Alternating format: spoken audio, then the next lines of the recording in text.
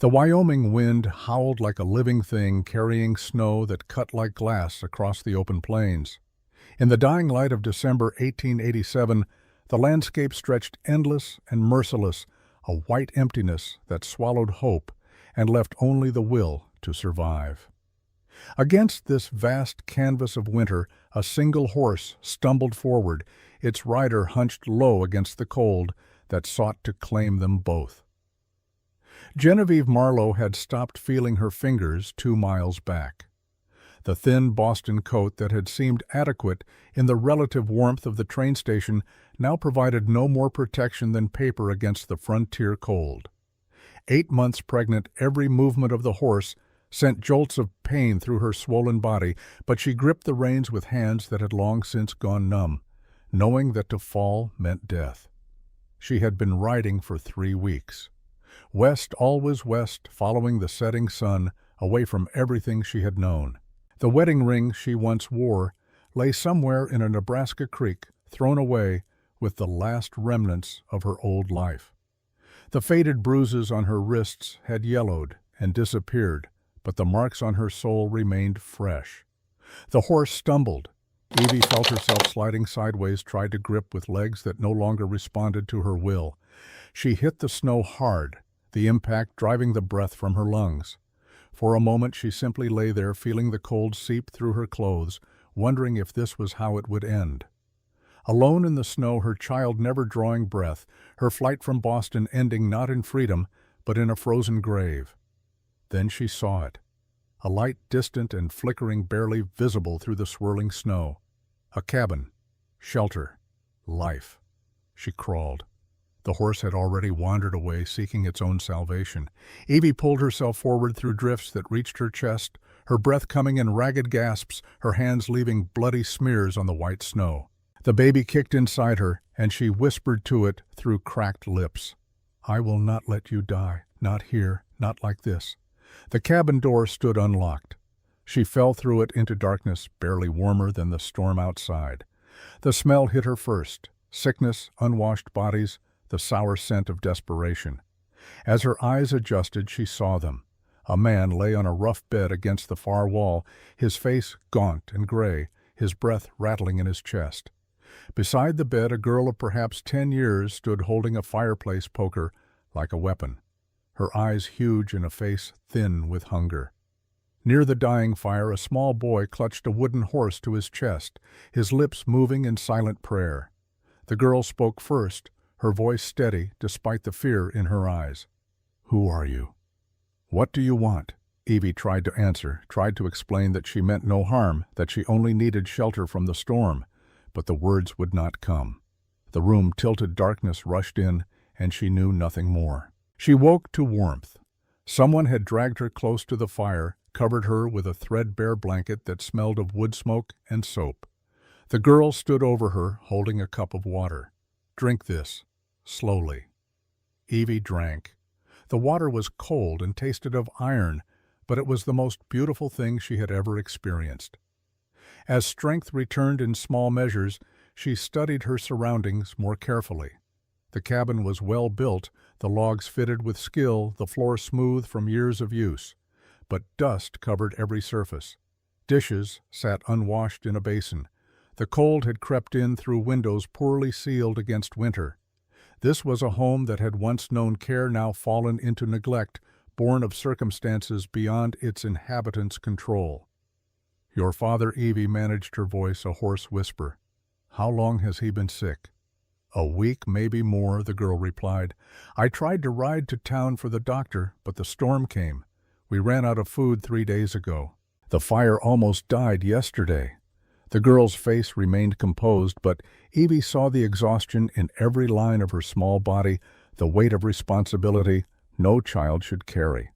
Behind that calm exterior lived terror, the knowledge that she was watching her father die and could do nothing to stop it. "What is your name?" "Clara. Clara Callahan. This is my brother Sam, and that is my father Wyatt." Evie pulled herself to sitting, every muscle protesting. The baby kicked a reminder that her own survival was not the only concern. But looking at these children, seeing the desperate hope in Clara's eyes, she knew she could not simply rest and recover. They had kept her alive when they had nothing to spare. She would return the favor. "I am Evie, and I am going to help you." The next hours blurred into a desperate struggle against death and cold. Evie moved through the cabin with grim determination, cataloging their meager resources. Handful of beans in a jar, salt, a single potato sprouting, but still edible. Snow could be melted for water. The fire could be rebuilt if she could find the strength to split more wood. Clara became her assistant, a small shadow who followed instructions without question, her trust absolute in the way of children who have run out of options. Together they built up the fire until heat began to push back the bitter cold. They made a thin soup from the beans and potato, a meal that would not satisfy but might keep them alive another day.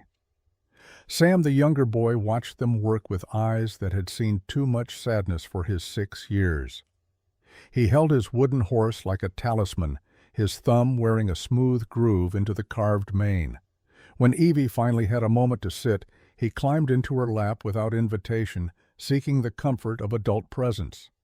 "Are you an angel?" he asked, his voice small and serious. "No, sweetheart, just someone who was lost, like you." "Did God send you?" Evie thought about that. 3 weeks of running, of praying for deliverance, of stumbling through a blizzard that should have killed her, only to find this cabin at the exact moment these children needed help. Coincidence seemed too small a word. Maybe. He did. The man Wyatt drifted in and out of consciousness, his fever burning through his wasted frame. In his delirium, he called out for someone named Rebecca, his voice breaking with grief and apology. "I should have been there. Rebecca. I am so sorry. I should have been there." Clara's face went very still when her father spoke that name. She turned away, busying herself with unnecessary tasks, but not before Evie saw the tears. That night, with the children finally asleep by the rebuilt fire, Evie sat beside Wyatt's bed and began the slow work of trying to save his life. She bathed his forehead with melted snow, spooned thin broth between his cracked lips, whispered encouragement that he could not hear. His body burned with fever, but she would not let him go. Too many had already been lost. This man would live if only because these children needed him to. As she worked, her mind drifted to the life she had fled. Boston seemed impossibly far away, now a different world where she had been a different person. Mrs. Harrison Marlowe, wife of one of the city's most prominent shipping heirs, hostess at parties where champagne flowed and men spoke of business and politics, while their wives smiled and said nothing of importance. She remembered the first time Harrison had hit her. 6 months into their marriage, after she had expressed an opinion about one of his business decisions at a dinner party. Nothing dramatic, just a backhanded slap across her face that left her ears ringing and her cheek burning. He had apologized afterward, blamed the whiskey, promised it would never happen again. It happened again, and again, and again. The broken wrist came when she tried to visit her cousin without permission. The cracked ribs followed when she spent too much money on books for the household staff's children. The bruises, she learned to hide the lies. She learned to tell the slow erosion of self until she barely recognized the woman staring back from her mirror. Then Harrison died. A carriage accident on a rain-slick street, his neck broken instantly. At the funeral, his brother Nathaniel had stood beside her, his hand proprietary on her arm, his voice soft with false sympathy. "You are family now, Genevieve. We take care of our own." 2 weeks later, she discovered she was pregnant. 2 days after that, she learned the terms of Harrison's will. Any child of his blood would inherit his share of the family shipping business, a fortune worth over $500,000. The child would be raised by the Grayson family, educated in their ways, molded in their image. Evie had left that night with nothing but the clothes she wore and enough money stolen from household accounts to buy passage west. Let them have their fortune. She would raise her child in freedom or die trying. Now, in a freezing cabin at the edge of nowhere, watching over a dying stranger and his orphaned children, that choice felt both terrifying and absolutely right. Dawn came cold and clear. The storm had passed, leaving the world buried under fresh snow that sparkled in the early light. Wyatt's fever had dropped slightly, his breathing easier though he remained unconscious. Clara woke first immediately, checking on her father, then her brother, then finally allowing herself to look at Evie with something approaching hope. "He is better." "A little," Evie replied honestly, "but he is not out of danger yet." They ate a meager breakfast of the last of the beans, the meal so small it barely qualified as food. Afterward, Clara showed Evie around the homestead with quiet pride. The barn held 2 milk cows, thin but alive. Chickens huddled in a coop, their egg production stopped by the cold and lack of proper feed. A root cellar contained a few wizened vegetables and several jars of preserved food, precious stores they had been rationing. Clara spoke of her mother as they worked casual references that painted a picture of a woman who had loved this place and these people with fierce devotion. "Mama taught me to make cheese. She said a frontier woman needs to know how to turn milk into something that will last the winter. Papa built this barn the summer before Sam was born. Mama said it was the finest barn in the county. Sam's horse was Mama's last gift to him. She carved it herself while she was sick." That last reference hung in the air, heavy with unspoken grief. Evie wanted to ask, wanted to understand, but recognized that some stories could not be rushed. Clara would share in her own time or not at all. That afternoon, while the children napped, Evie found the journal quite by accident. She had been searching for extra blankets in a chest at the foot of Wyatt's bed when her hand touched leather soft and worn. She pulled it out into the light. A woman's journal, the pages filled with neat handwriting that spoke of daily life and deeper thoughts. The first page bore an inscription, "Rebecca Callahan," her book, January 1885. Evie knew she should put it back unread, that these were private thoughts never meant for a stranger's eyes. But something in the careful way the journal had been preserved in the loving detail of its leather binding suggested it had been kept for a reason, perhaps to be found, perhaps to be read. She opened to the middle reading at random. April 1885. "Wyatt brought me wildflowers today. Prairie roses and Indian paintbrush gathered on his ride home from checking the cattle. He said they made him think of me, wild and beautiful and stronger than they look. This is what love looks like. Not grand gestures, but small acts of remembering." Evie felt tears prick her eyes. When had Harrison ever brought her flowers just because they made him think of her? When had he done anything that was not calculated for social advantage or personal gratification? She turned to another page later in the year. December 1885. "Clara asked me today what it means to be brave. I told her that brave is not the absence of fear. Brave is looking at what terrifies you and doing what needs to be done anyway. Brave is loving people completely, knowing you might lose them. Brave is building a home in the wilderness and believing it will stand." More pages. The entries grew darker as time passed, the tone shifting from joy to worry. July 1886. "I am with child again. Dr. Morris says my hips are too narrow, that there may be complications. I am afraid, but I have faith. God does not give us trials we cannot survive. And Wyatt will be here, he promised." The final entry was dated September 1886, the handwriting shaky, obviously written in haste or pain. He was not here. The baby came early while Wyatt was on the trail drive 200 miles south with the cattle. Dr. Morris did what he could, but I am bleeding, and we both know what that means. Clara is only 8 years old. If I do not survive this, who will teach her to be a woman, who will hold Sam when he cries in the night? To whoever finds this journal, know that I loved my family with everything I had. Tell Wyatt it was not his fault. Tell him I forgive him for choosing the cattle over being here. We needed the money. I understand. But God help me, I am so afraid. Tell my babies their mother fought to stay. The page ended there. Evie closed the journal with trembling hands. understanding now the grief that soaked this cabin like the cold. Rebecca had died in childbirth 2 years ago, her husband away when she needed him most.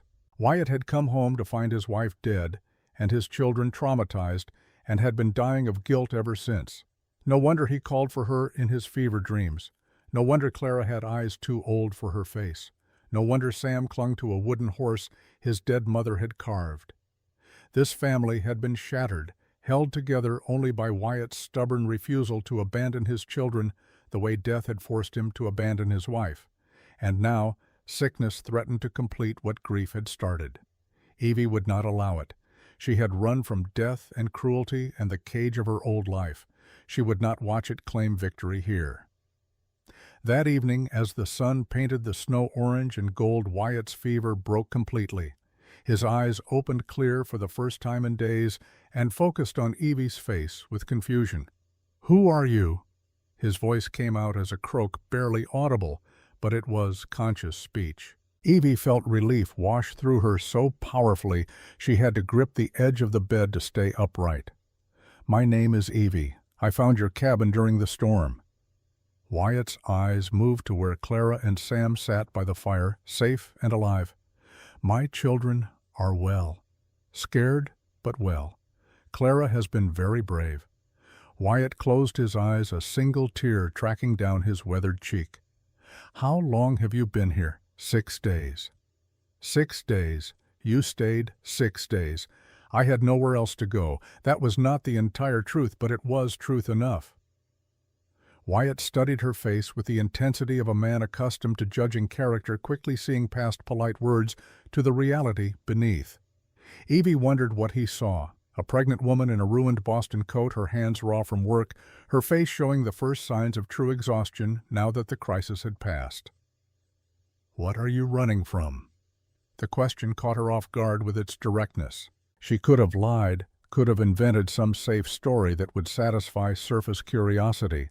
But something in his eyes, in the way he had called for his dead wife, in the grief that shaped every corner of this cabin, demanded honesty. The same thing everyone runs from, a past I cannot change and a future I cannot face. Wyatt nodded slowly, accepting this non-answer as the answer it was. "And you are with child. 8 months, alone." "My husband is dead. I am sorry." Evie almost laughed at the automatic sympathy, thinking of Harrison's cruelty, his casual violence, the relief she had felt standing by his grave. But she swallowed the bitter humor and simply nodded. Clara brought her father broth, helping him sit up enough to drink. The simple domesticity of the moment, the care between father and daughter, struck Evie with unexpected force. This was what family should look like. Not the cold formality of Boston drawing rooms, not the performance of affection for social advantage, but this quiet tending, this unquestioned love. Wyatt finished the broth and lay back, already exhausted by the small effort. "You do not have to stay. I know you have somewhere else you need to be." Evie thought about that. Did she? She had been running west with no destination in mind, no plan beyond putting distance between herself and Boston. This cabin was as good a place to stop as any. Better, perhaps, because here she was needed. Here she had purpose beyond simple survival. The children need someone, at least until you are back on your feet. Wyatt's expression showed both gratitude and suspicion, the look of a man who had learned to question generosity. "What do you want in return?" "Nothing. Just a place to stay until my baby comes. Then I will move on." It was a lie.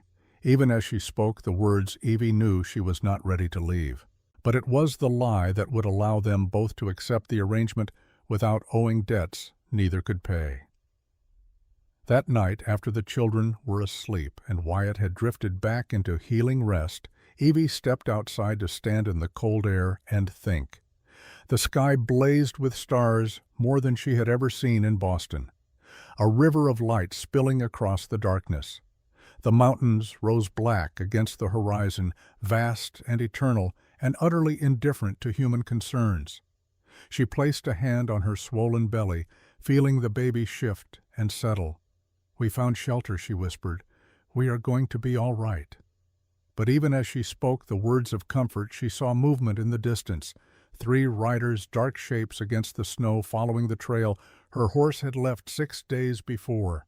They were too far away to make out details, but she knew with cold certainty who they must be. Nathaniel had found her. The men who came in the morning arrived like a funeral procession, their dark coats and city hats marking them as outsiders long before they dismounted. Evie watched from the cabin window as Wyatt, still weak but stubbornly upright, walked out to meet them, with Clara and Sam staying close behind him. She recognized Nathaniel immediately. Harrison's older brother carried himself with the same arrogant certainty, the same assumption that his will would be done simply because he willed it.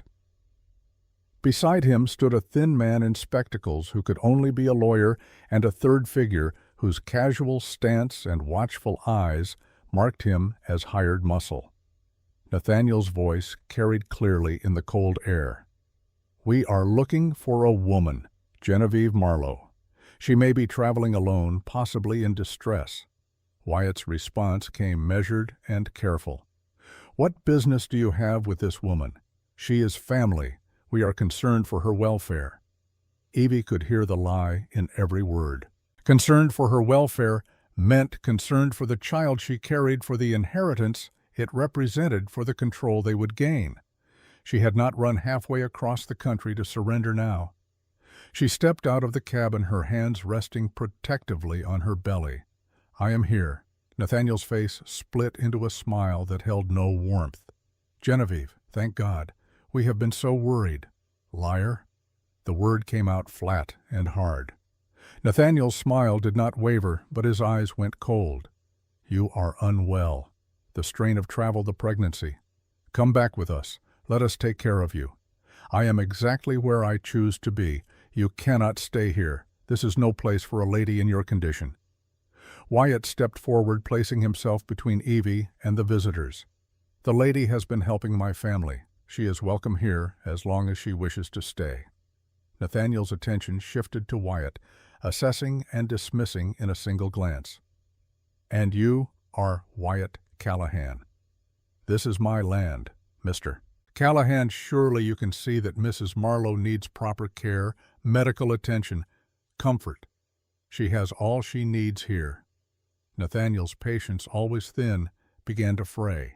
"You do not understand the situation. That child she carries is the heir to a considerable fortune. It belongs with family, not in some frontier cabin. The child belongs with its mother." Evie felt something shift in the air the moment when civilized words gave way to naked threats. Nathaniel took a step forward, and the hired man's hand moved toward his coat. But Wyatt did not move. He simply stood, solid and immovable, as the mountains behind him, and met Nathaniel's eyes with complete calm. "This is my land. Wyoming law says I can defend it. You will leave now." The standoff stretched tension thick enough to touch. Then Nathaniel laughed, a sound like breaking glass. "Very well, we will leave. But this is not over. I will return with proper legal authority. Enjoy your little sanctuary while it lasts." The 3 men mounted and rode away, their horses churning the snow. Evie watched them disappear toward the mountain pass, her heart hammering. Clara came to stand beside her, slipping a small hand into hers. "Who were they, Miss Evie?" Evie looked down at the child's upturned face and saw trust there, the absolute faith of the young, that adults will protect them from the darkness. "People from my old life, people who want to take my baby away.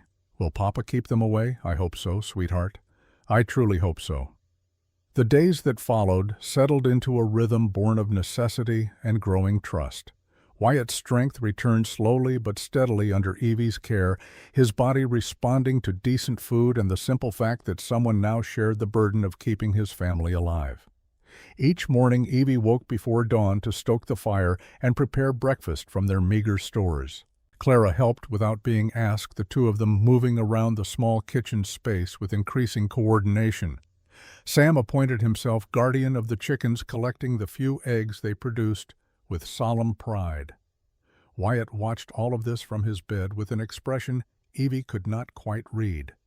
Gratitude, certainly, but also confusion, as though he could not understand why a stranger would invest so much effort into his family's survival without demanding payment.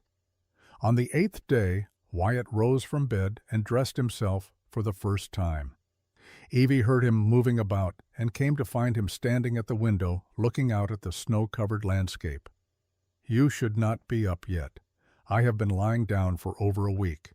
Any longer, and I will forget how to stand." His voice carried strength it had lacked before, though his face remained gaunt and his hands trembled slightly as he gripped the windowsill. Evie wanted to order him back to bed, but recognized the stubborn set of his jaw.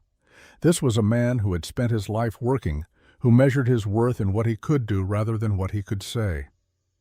"At least sit down before you fall down." Wyatt allowed himself to be guided to a chair by the fire.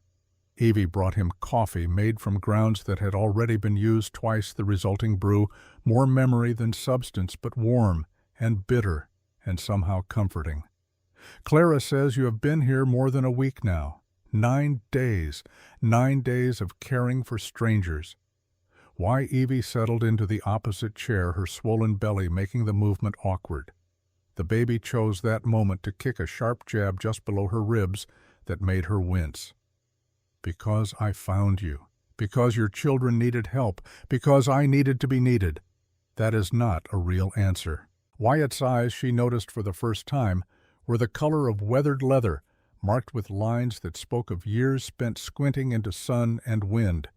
They held a directness she had rarely encountered in Boston, where people wrapped their words in layers of politeness and misdirection. "What do you want from me, Mr. Callahan?" "The truth. Very well. I am running from people who want to take my child. I have no money, no family, nowhere to go. This cabin appeared in a blizzard when I was hours from death. I stayed because you needed me, yes, but also because I needed somewhere to hide. Does that satisfy your curiosity?" Wyatt sipped his terrible coffee, his expression unchanged. "Who is trying to take your child?" "My late husband's family. They want control of the inheritance. The baby is simply a means to that end. And the father. He is truly dead. Dead and buried 3 months. Do you mourn him?" The question caught her off guard. In Boston, she would have manufactured appropriate grief, would have spoken of loss and sorrow and the burden of widowhood. But something in Wyatt's steady gaze demanded truth. "No, I am glad he is dead." "Does that shock you a little?" "But I have learned that death is not always a tragedy." They sat in silence for a time, the fire crackling, the children's voices drifting in from outside where they played in the snow. Finally, Wyatt spoke again. "You have heard me call for Rebecca." "Yes, Clara says she was your wife." "She was. She died 2 years ago. I am sorry." Wyatt's hands tightened on the coffee cup. "Are you—" "Most people offer sympathy and mean nothing by it. Empty words to fill empty air." Evie considered that. "Then let me be more specific. I am sorry that your children lost their mother. I am sorry that you carry guilt I can hear in your voice every time you speak her name. I am sorry that this cabin feels haunted by absence." "Is that better?" Wyatt looked at her with something approaching respect. "Much better. Thank you for not lying." That afternoon, Clara approached Evie with the wooden box that contained her mother's treasures. The girl's face showed determination mixed with uncertainty, a child trying to make adult decisions. "I want you to read Mama's journal, the whole thing, not just pieces. Clara, that is private, your mother's thoughts. I know, but I want you to understand. About us, about Papa, about why he is the way he is." Evie took the journal with reverent care and settled by the window where the light fell strongest. Clara sat beside her close enough that their shoulders touched, and together they read Rebecca Callahan's words. The early entries painted a picture of young love and frontier optimism. Rebecca wrote about meeting Wyatt at a church social, about his rough hands and gentle eyes, about the way he spoke of building something that would last. May 1883. "Wyatt asked me to marry him today. He has no money, just a claim on government land and a dream of raising cattle. Most girls would want more, but I see in him something money cannot buy: integrity, strength, the kind of love that builds rather than takes. They married in the summer of 1883. Rebecca documented their first year with the enthusiasm of a woman discovering joy in unexpected places. The hardship of frontier life was present, the cold and hunger and isolation, but underneath ran a current of deep contentment. February 1884. We have been married 6 months. Yesterday, Wyatt rode 20 miles in a snowstorm to buy me peppermint candies because I mentioned missing them. This morning, I woke to find him sitting by the fire reading poetry by lamplight. He thought I was asleep. This hard man with his rough exterior reads Longfellow and remembers that I like peppermint. How could I not love him completely? Clara's birth in the fall of 1884 filled pages with wonder and terror. Rebecca wrote honestly about the pain, the fear, the overwhelming responsibility of keeping a tiny human alive in such a harsh place. But through it all ran threads of absolute love. November 1884. Clara is 1 month old today. She cried all night with colic, and I am so exhausted I can barely hold a pen. But Wyatt walked her until dawn singing old cowboy songs in his terrible voice, and she finally slept on his shoulder. This is what it means to be a father. Not the grand moments, but the long nights when you walk and sing and love, even when you are too tired to stand. The tone shifted as the years progressed. Wyatt began taking cattle drives, weeks or months away from home, earning money that would secure their future, but leaving Rebecca alone with a young child in the wilderness. June 1885. Wyatt left today for Montana. 3 months he will be gone driving cattle to market. I understand the necessity. We need the money for winter stores, for expansion, for Clara's future. But I am 7 months pregnant, and I am afraid. Sam's birth in September 1885 went well enough that Rebecca wrote with relief and joy. But beneath the happiness, Evie could detect growing unease. January 1886. Wyatt has been home for 2 months, but he is different, quieter. He wakes from nightmares he will not discuss. Something happened on the trail, something he carries inside himself, like a wound. I try to reach him, but he has built walls I cannot breach. The entries became shorter, more worried. Rebecca wrote of feeling watched, of finding things moved, of Wyatt's increasing paranoia about security. Then, in July 1886, a revelation. July 1886. I found letters hidden in Wyatt's saddlebag. From Boston, from a family named Grayson. They are offering him money, a great deal of money, to do what the letters do not say. But I know my husband. Whatever they want, it is tearing him apart. When I confronted him, he said it was nothing, that he had turned them down. But why does he keep the letters? Evie felt ice settle in her stomach. Grayson, Nathaniel's family. What possible connection could Wyatt have to the people hunting her? The journal's final entries were written in Rebecca's last weeks of life, her handwriting growing shakier as her pregnancy advanced. August 1886. Another cattle drive. Wyatt promised to be back before the baby comes, but he left so reluctantly, as though he wanted to stay but could not let himself. I do not understand what has changed between us. We love each other. I know we do. But love is not enough if silence lives between us like a third person in our marriage. The last entry, dated September 1886, was barely legible. The pains have started. Wyatt is not here. Dr. Morris says the baby is positioned wrong, that I may not survive this. I am so afraid, not of death, but of leaving my babies without a mother. Clara is only 8. Sam is not yet 1. Who will love them? If I do not live, someone tell Wyatt this was not his fault. Tell him I forgive him for the secrets. Tell him I understand he was trying to protect us. Tell my children their mother fought with everything she had to stay." The journal ended there. Clara closed it gently, tears running down her cheeks. Mama died that night. Papa came home the next day and found her gone. Evie pulled the girl close, her own tears falling freely now. "I am so sorry, sweetheart. Papa never talks about it, never says her name, except in his sleep. He keeps everything locked inside. Grief can be like that. Sometimes the pain is too big for words." "Do you think he loved her?" Evie thought of the man she had come to know over the past 9 days. Wyatt Callahan was not demonstrative, did not speak of emotions easily, showed his care through actions rather than words. But she had seen the way he looked at his children, the guilt that haunted his eyes, the tenderness with which he had placed Rebecca's journal back in its box when Clara first showed it to him. I think he loved her more than he knew how to say. And I think losing her broke something in him that has never healed. That evening, after the children were asleep, Wyatt found Evie on the porch. She had wrapped herself in blankets against the cold, needing the sharp air to clear her head after the emotional weight of Rebecca's words. "Clara told me she gave you the journal. She wanted me to understand what your family, why you carry so much guilt." Wyatt leaned against the porch rail, his face unreadable in the darkness.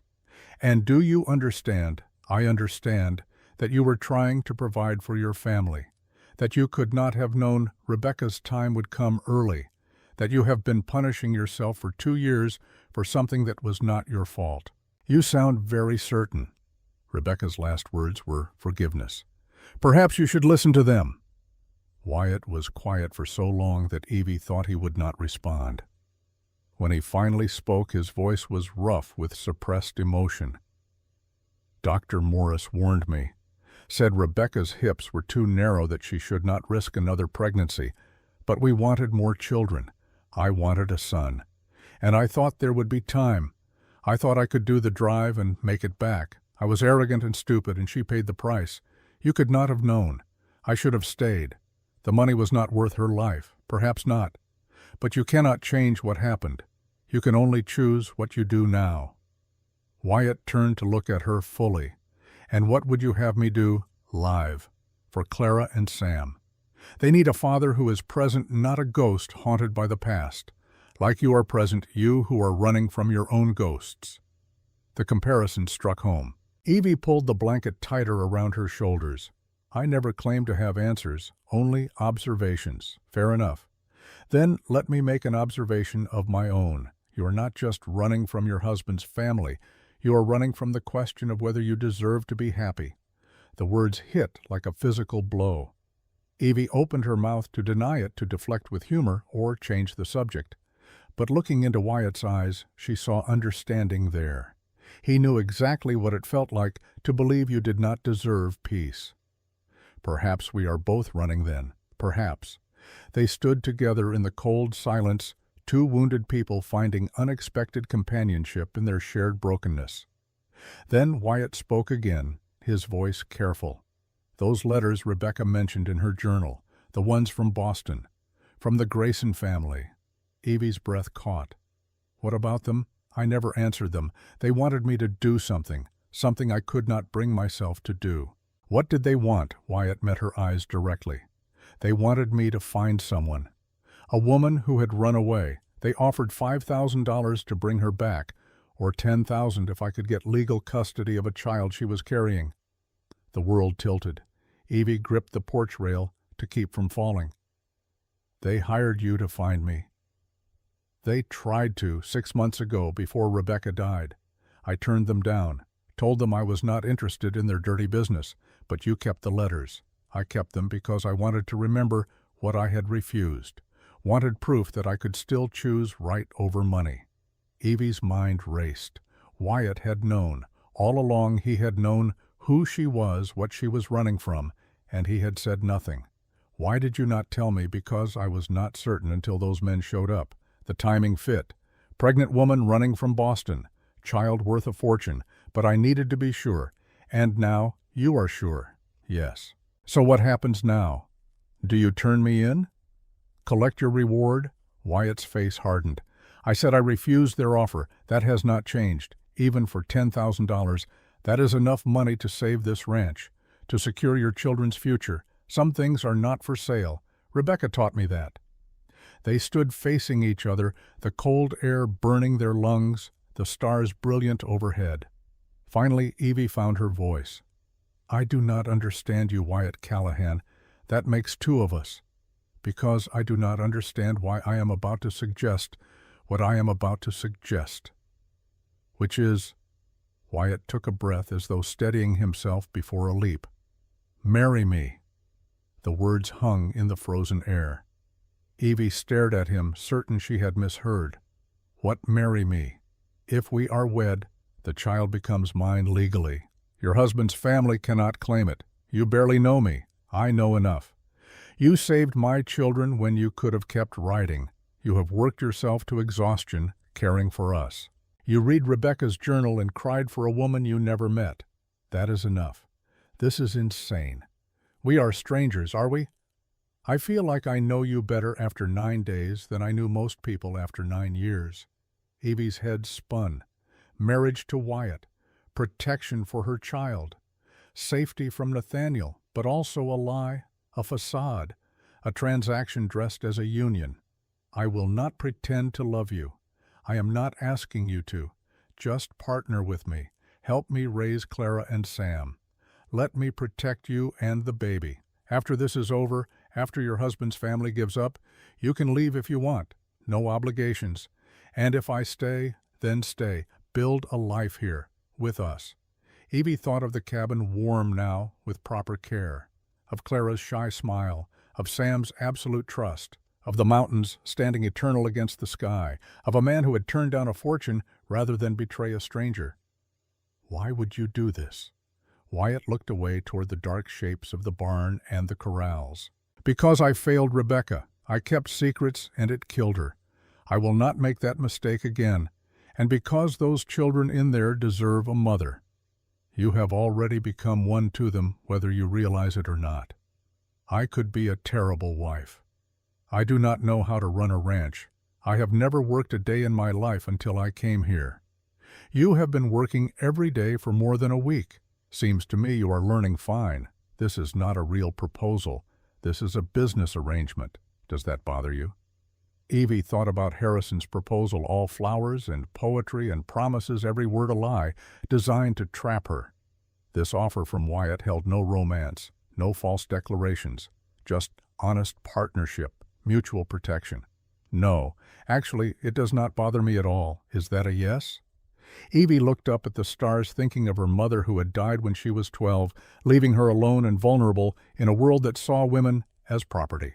Thinking of all the miles she had traveled, all the terror and cold and desperation, thinking of the baby growing inside her who deserved better than to be raised as a Grayson.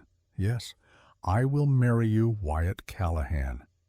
They did not embrace, did not kiss, simply shook hands like business partners, sealing a deal. But as Evie's hand gripped Wyatt's calloused palm, she felt something shift. Not love, not yet, but the possibility of it.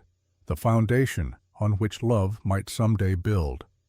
3 days later, they stood before Pastor Davies in the small church at Silver Creek. Clara and Sam bearing witness. Evie wore Rebecca's blue dress, altered to fit her pregnant form at Clara's insistence. Mama would want you to have something pretty, the girl had said, her face solemn and certain. The ceremony was brief. Pastor Davies seemed to understand this was not a conventional marriage, that these two people were choosing partnership over passion, protection over romance. But he married them with the same gravity he would have given any couple.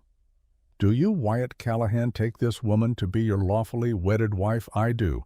I promise to protect her honor, her and stand beside her, for as long as she will have me.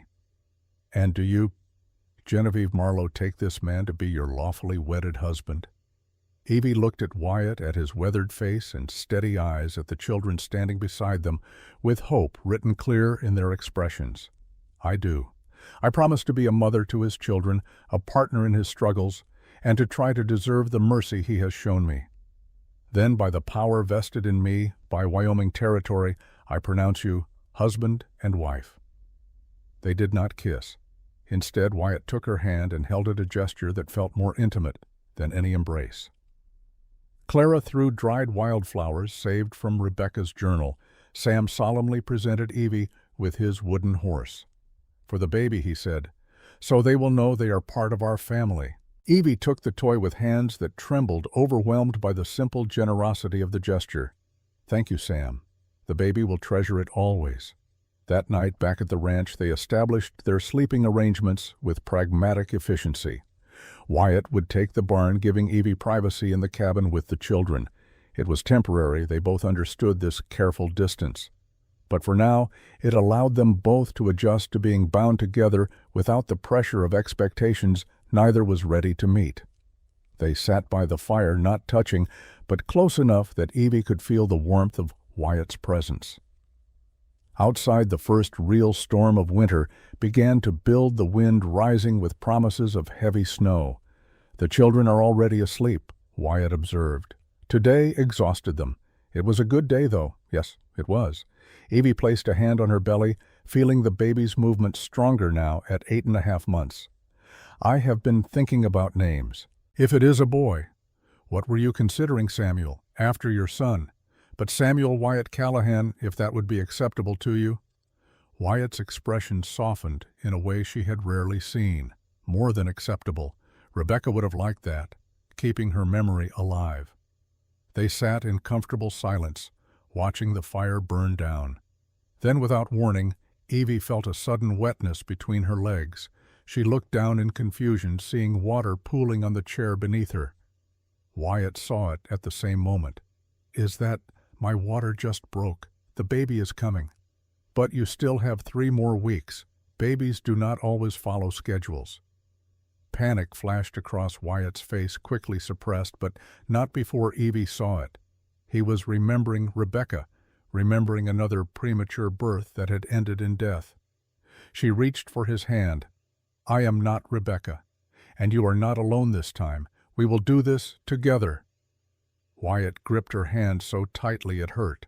"Doctor, Harrison is 2 counties away. We have no way to reach him in this storm."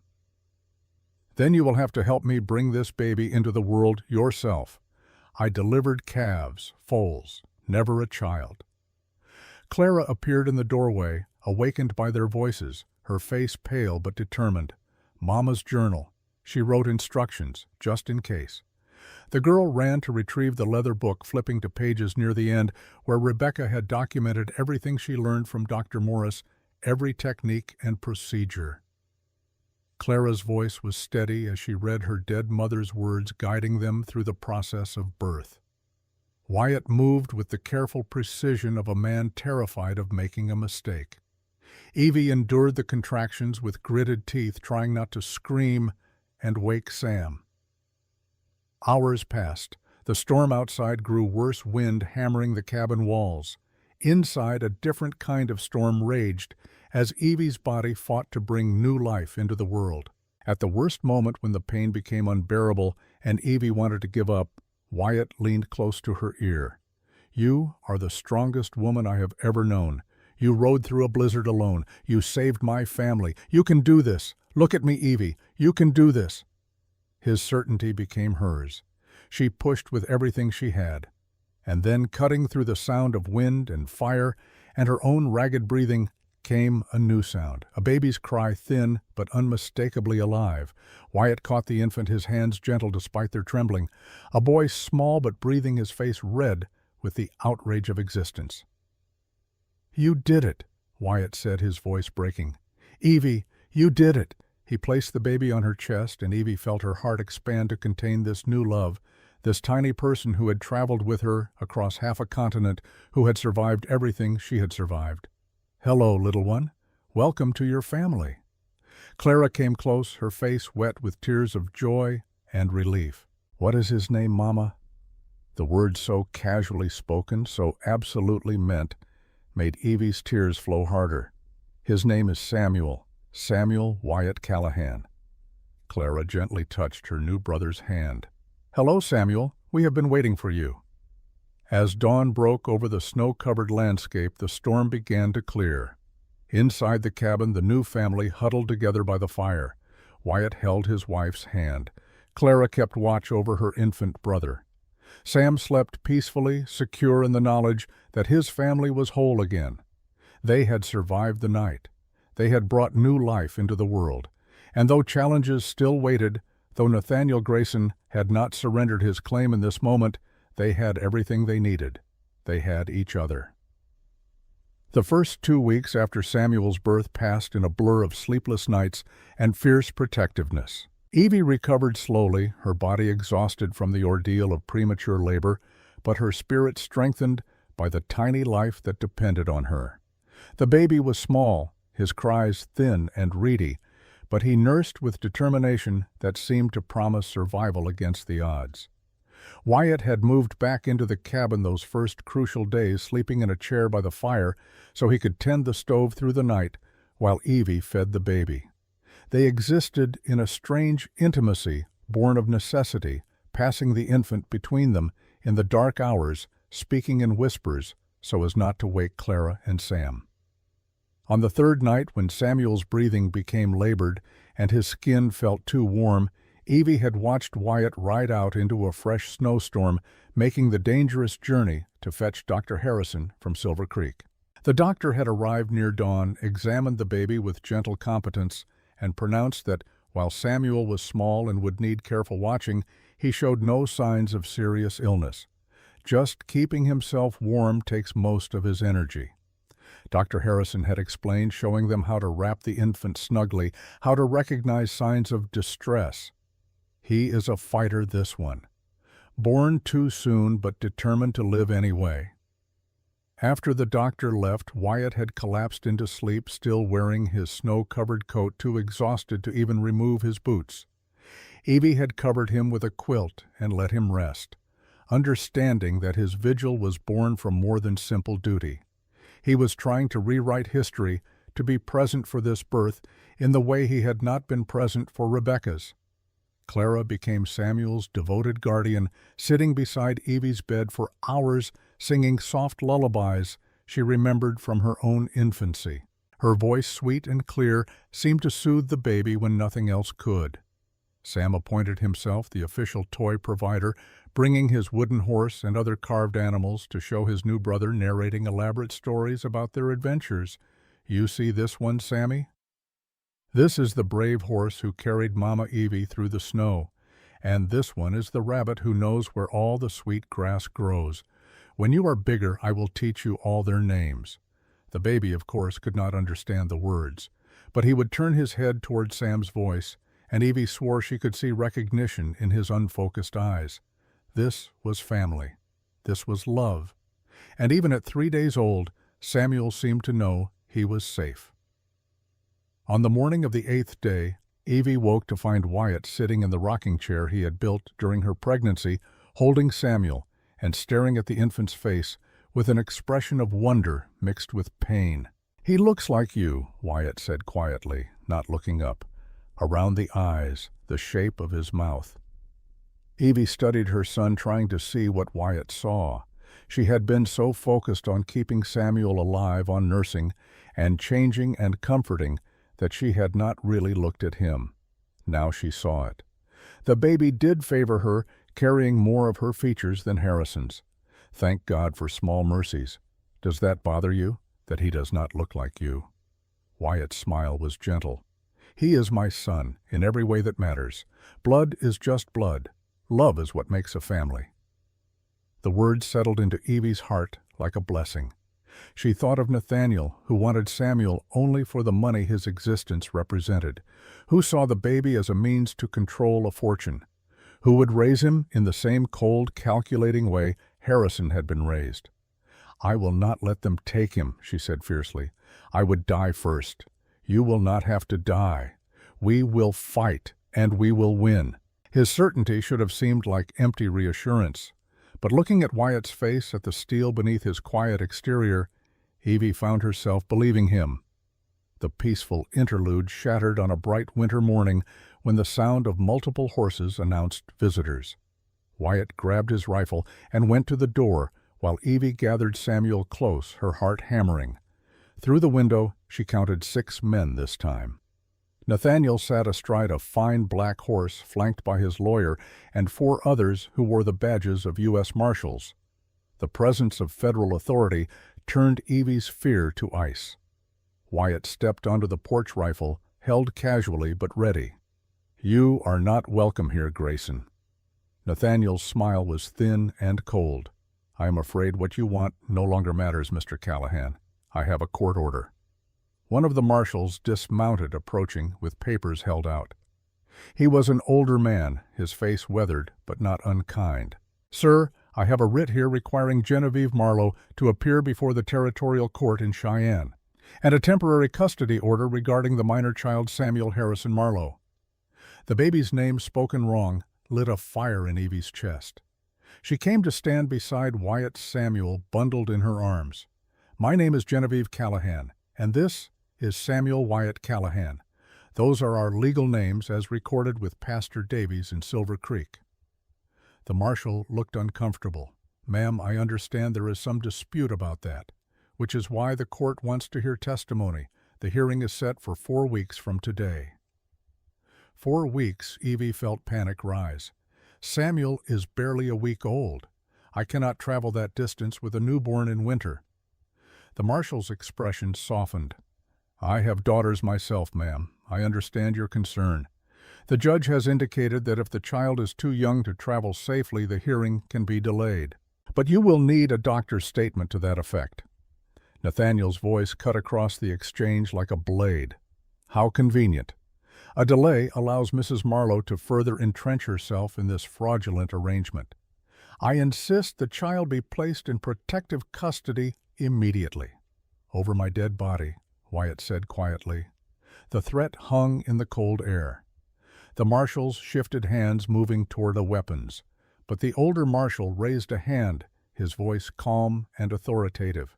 "Nobody is taking custody of any child today. Mr. Grayson, the court order specifies a hearing, not an immediate transfer. The baby stays with his mother until the judge rules otherwise."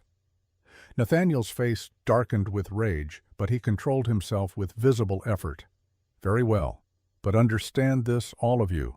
That child is a Grayson. He carries Harrison Marlowe's blood and is entitled to Harrison Marlowe's fortune. No frontier marriage or forged documents will change that fact." "The papers are not forged," Evie said coldly. "We were married legally before witnesses by an ordained minister. Samuel was born 3 days later, so you claim. But the timing is remarkably convenient, is it not? A woman fleeing her legal obligations finds a desperate widower and convinces him to marry her within weeks. Some might call that fraud. Some might call it survival." The marshal handed the papers to Wyatt, who accepted them without lowering his rifle. "Sir, ma'am, I recommend you get yourselves a lawyer. This is going to get complicated." After the men rode away, Evie sank into a chair, her legs suddenly unable to hold her. Wyatt read through the legal documents with a deepening frown. "They are claiming the marriage is invalid because you were still legally bound to Harrison's estate. Something about a widow's obligation period. That is insane. Harrison is dead. I am a widow. I can marry whomever I choose, not according to this. They have found some old territorial law about estate settlements, claiming that as Harrison's heir, you are required to settle all legal matters before remarrying." Evie felt the walls closing in. She had thought marriage to Wyatt would protect her, would protect Samuel. But Nathaniel had found a way to attack even that. Clara appeared from where she had been hiding with Sam during the confrontation. Her face was pale but determined. "What do we do?" Papa Wyatt set the papers down and looked at his family. At Clara with her fierce loyalty, at Sam clutching his wooden horse, at Evie holding the baby they had all fought to bring safely into the world. "We fight. We get Dr. Harrison to write a statement that the baby is too young to travel. We use those 4 weeks to prepare. And we find ourselves the best lawyer in Wyoming territory." "Where will we find the money for a lawyer?" Evie asked. "I have nothing." "And you?" "I have the ranch. I can mortgage it if needed." "No. I will not let you risk everything for me." Wyatt's eyes held absolute certainty.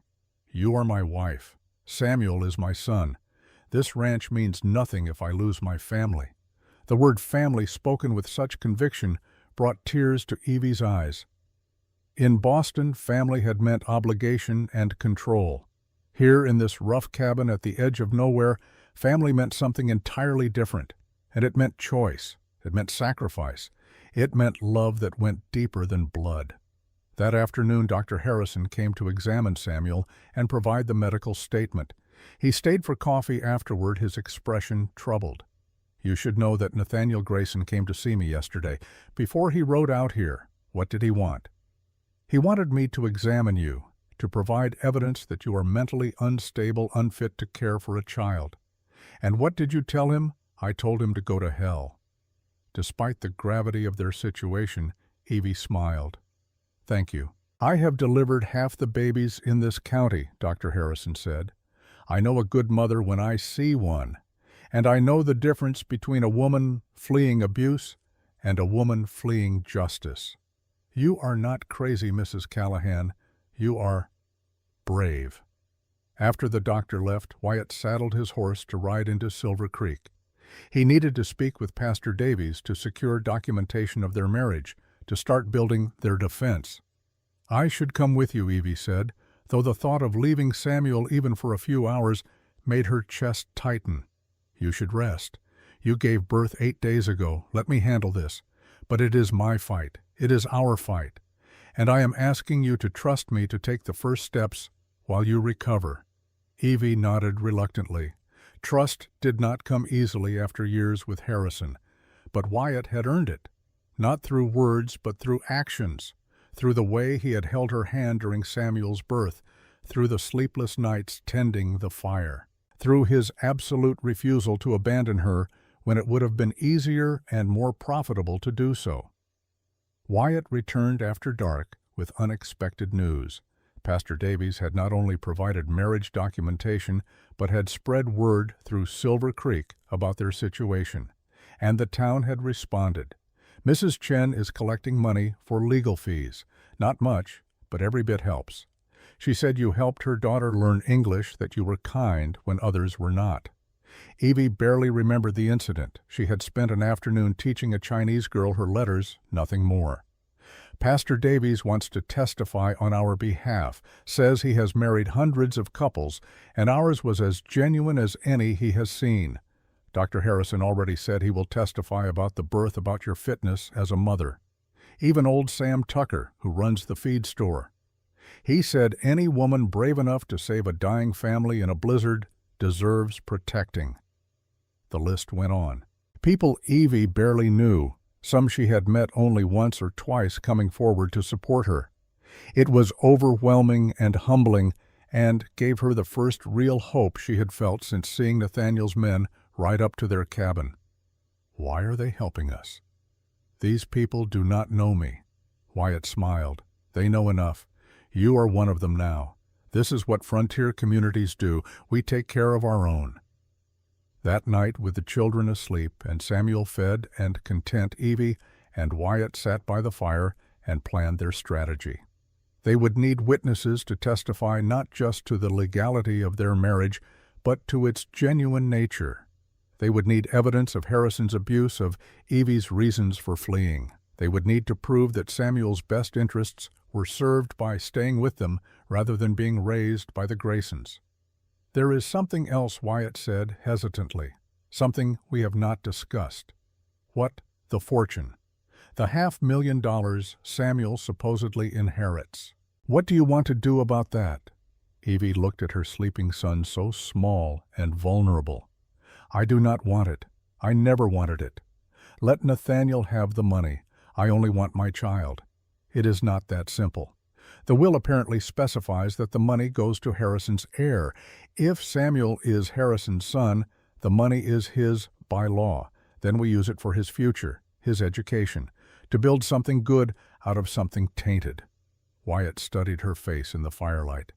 "You really mean that? You would give up a fortune just to keep him?" "I would give up anything. Everything." "A child is not a commodity to be bought and sold. He is a person. my son, and I will protect him from becoming what Harrison was, no matter what it costs. Even your safety.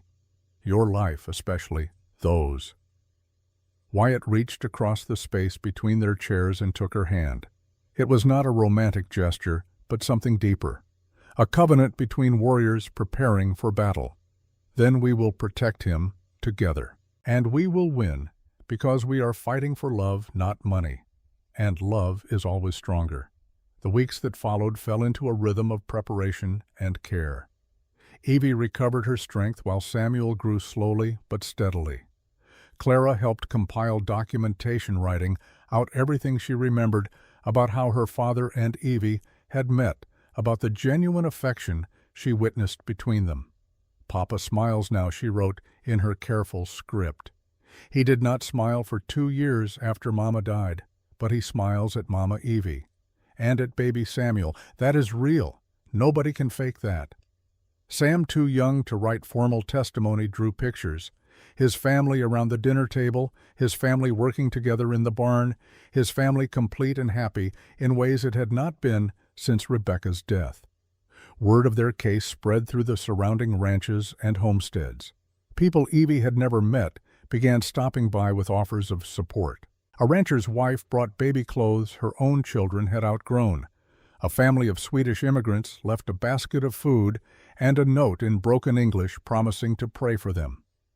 Even rough cowboys who worked the winter range made it clear they stood with Wyatt.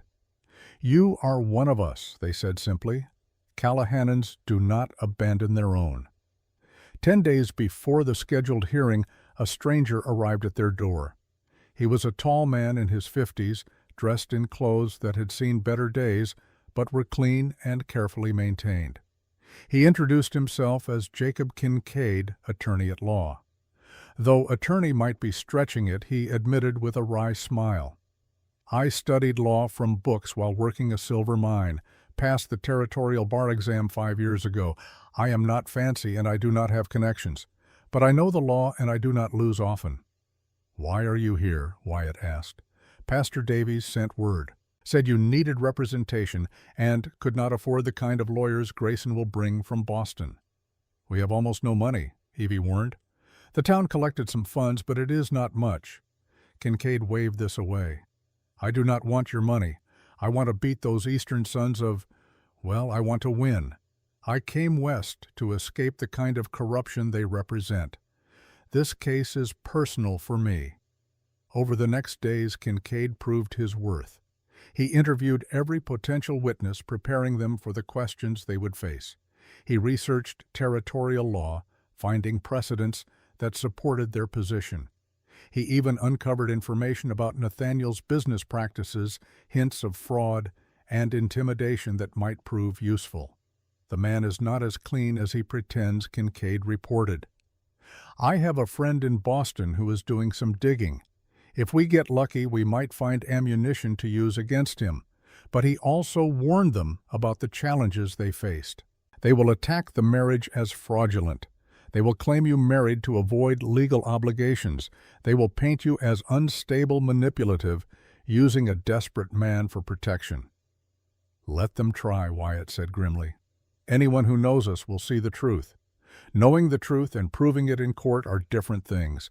We need to be prepared for them to twist everything, to make your kindness look like calculation, to make your love look like lies. Then we tell our story honestly and hope the judge is wise enough to see what is real." 2 days before they were scheduled to leave for Cheyenne, Mrs. Chen arrived at the ranch with surprising news.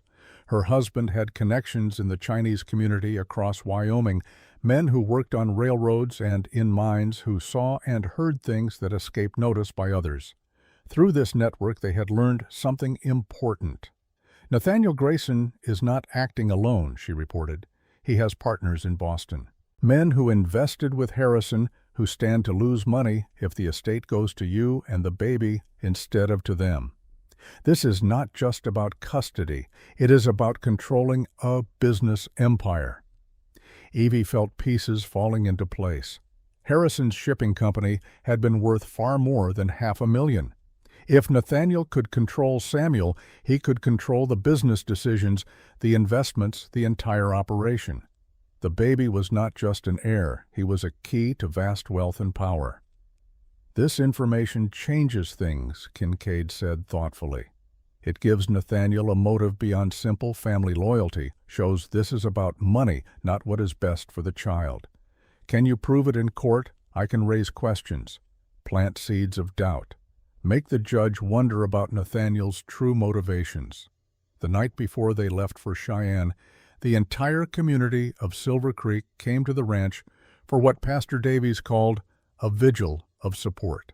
Nearly 50 people crowded into and around the cabin, bringing food and prayers and promises to be present at the hearing. "You are not alone in this," Pastor Davies said, his voice carrying across the crowd.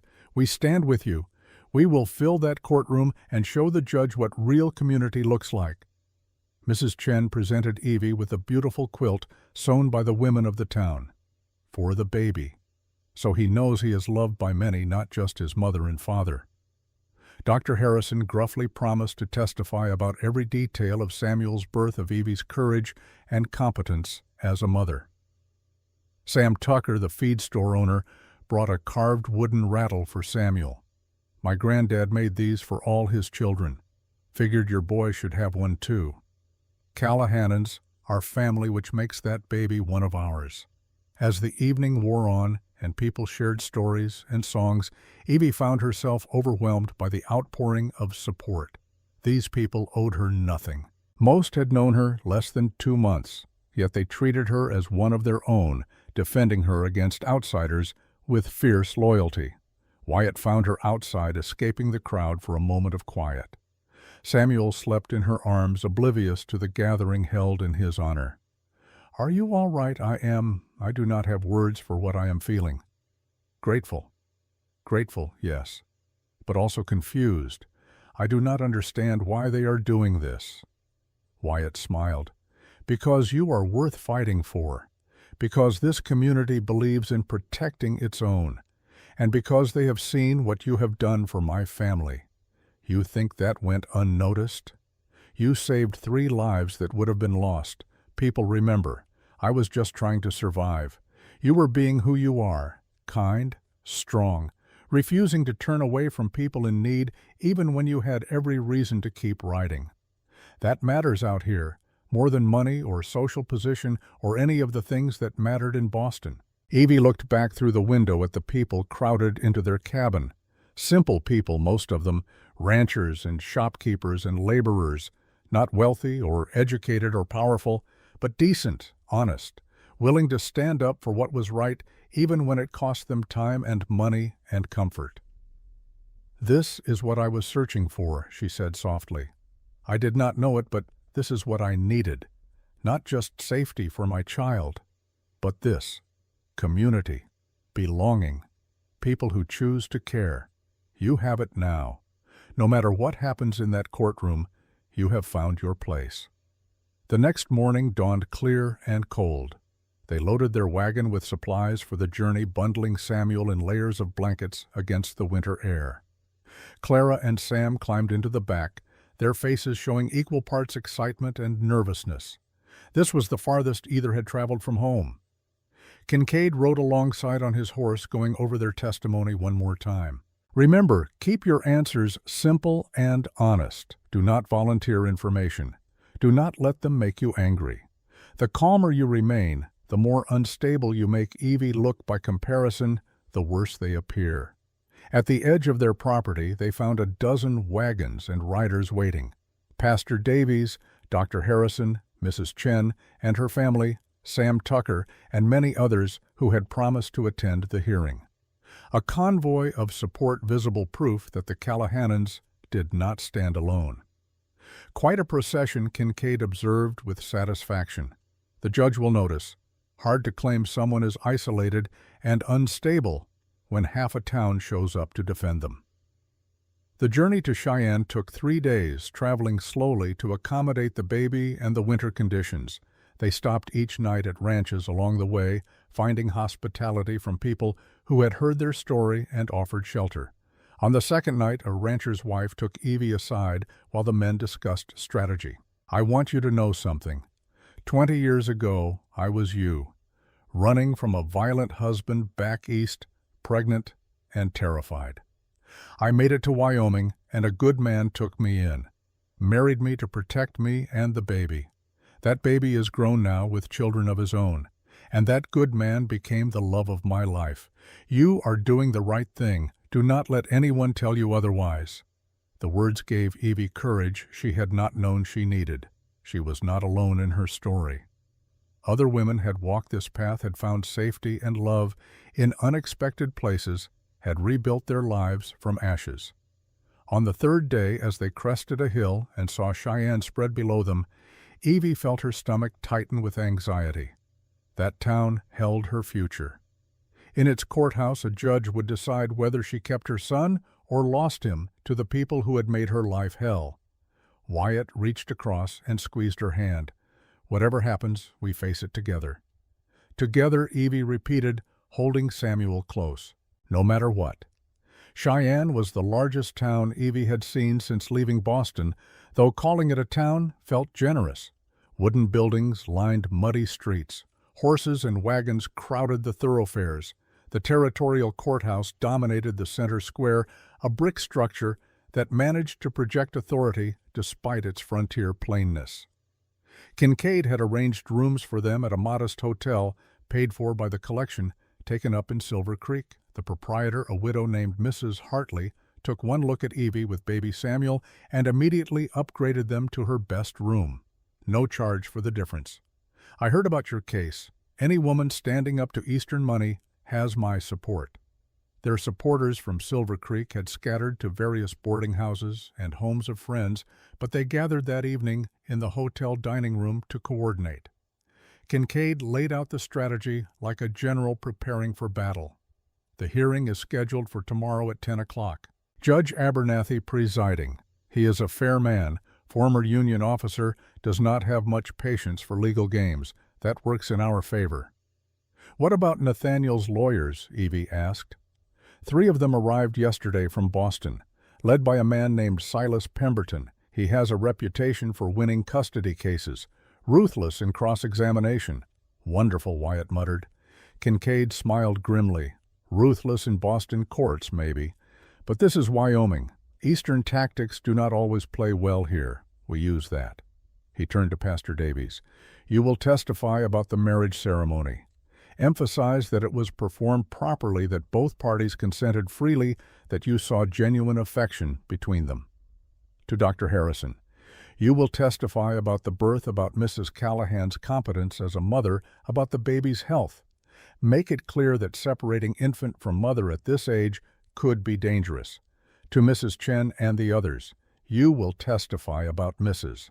Callahan's character, about how she has integrated into the community, about the support she has here." "And us," Wyatt asked. "You tell your story, simply and honestly, how you met, why you married, what your family means to you." Kincaid looked at Evie. "They will try to break you on the stand. They will call you a liar, a manipulator, unstable. Do not react. Stay calm. Let the jury see a composed woman, not the hysterical creature they are trying to paint. There is no jury," someone pointed out. "No, but the courtroom will be full. Public opinion matters. If the judge sees a room full of people supporting you, it influences his thinking." That night, Evie could not sleep. Samuel nursed fitfully, sensing her anxiety. She walked the hotel room floor, rocking the baby, trying to calm her racing thoughts. Tomorrow would determine everything. Tomorrow she might lose her son. A soft knock came at the door. Wyatt entered, still dressed despite the late hour. "I saw your light. Could not sleep either. I keep thinking about what they might say, what accusations they will make." Wyatt took Samuel from her arms, settling into a chair and cradling the baby with practiced ease. "Let me tell you what I see when I look at you. I see a woman who rode through a blizzard alone rather than raise her child in an abusive home. I see someone who could have kept riding past my cabin but stopped to help strangers. I see a mother who fought through premature labor without complaint. I see my wife, my partner, my friend." He looked up, meeting her eyes. "Whatever lies they tell tomorrow, that is the truth. And truth has a power lies cannot match." Evie sank into the opposite chair, exhausted and grateful. What if the truth is not enough? Then we run, take the children, and disappear so deep into the frontier they will never find us.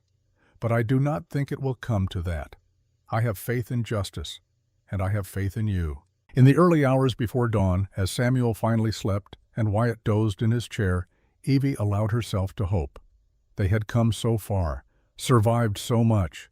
Surely God had not brought them through everything only to tear them apart now. Morning arrived too quickly. Evie, dressed in her best dress, the blue one that had been Rebecca's, now altered to fit her changing body.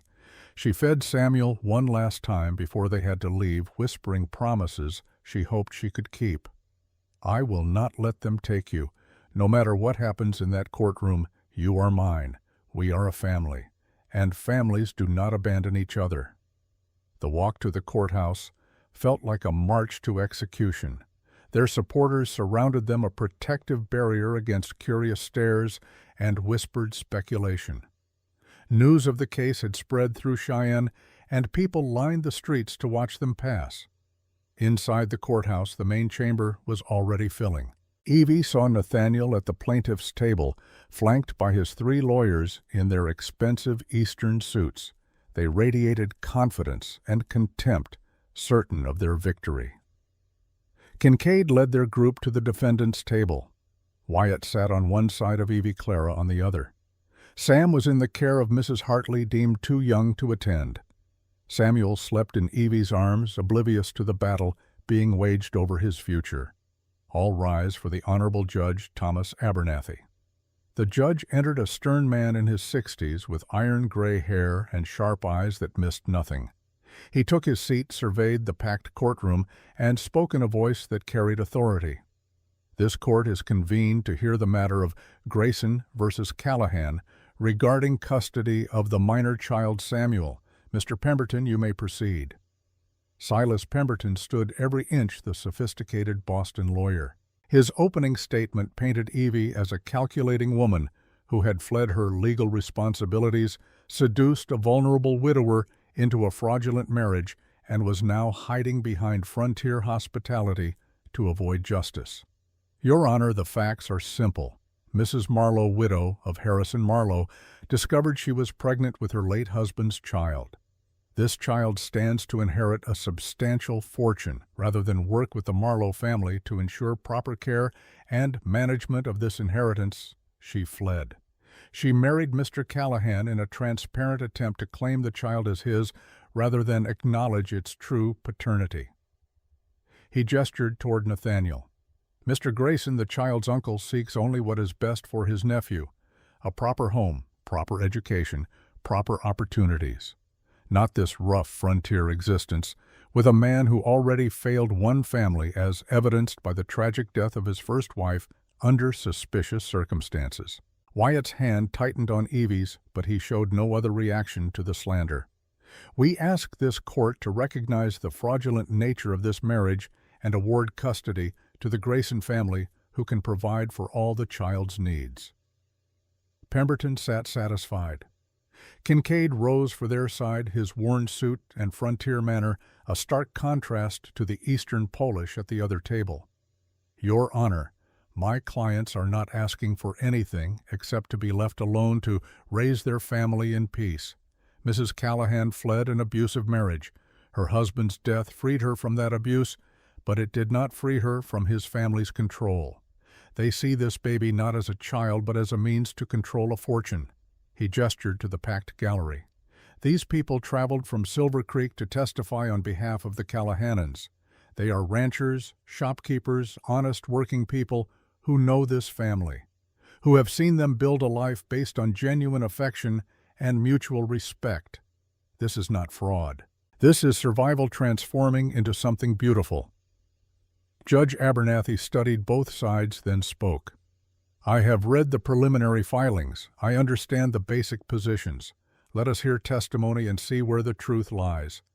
Mr. Pemberton, call your first witness." Nathaniel took the stand first, presenting himself as a concerned uncle, worried only for his nephew's welfare. He spoke of Harrison's desire for an heir, of the Marlowe family's resources, of the opportunities they could provide. Under Pemberton's questioning, he painted a picture of Evie as disturbed and dangerous. My brother confided in me that his wife had episodes, sudden rages, paranoid delusions. He sought medical care for her, but she refused treatment. "That is a lie," Evie whispered. "Let him speak," Kincaid warned. "We will have our turn." Nathaniel continued weaving his fiction. "When I learned she was pregnant and had fled, I was terrified. Not for myself, but for the child. A woman in her mental state, traveling alone in winter, refusing proper medical care. Then we discovered she had already married another man within weeks of Harrison's death. It was clear she was not thinking rationally." Under cross-examination, Kincaid began to chip away at Nathaniel's testimony. "Mr. Grayson, you mentioned medical care for Mrs. Marlowe's alleged mental issues. Can you provide records of this treatment?" The records were kept privately by the family physician, who is unfortunately deceased. "Correct." "Yes, but so we have only your word about these alleged episodes." "My brother confided in me. Did he confide in anyone else? Are there other witnesses to these episodes?" Nathaniel's face tightened. "It was a private family matter." "How convenient."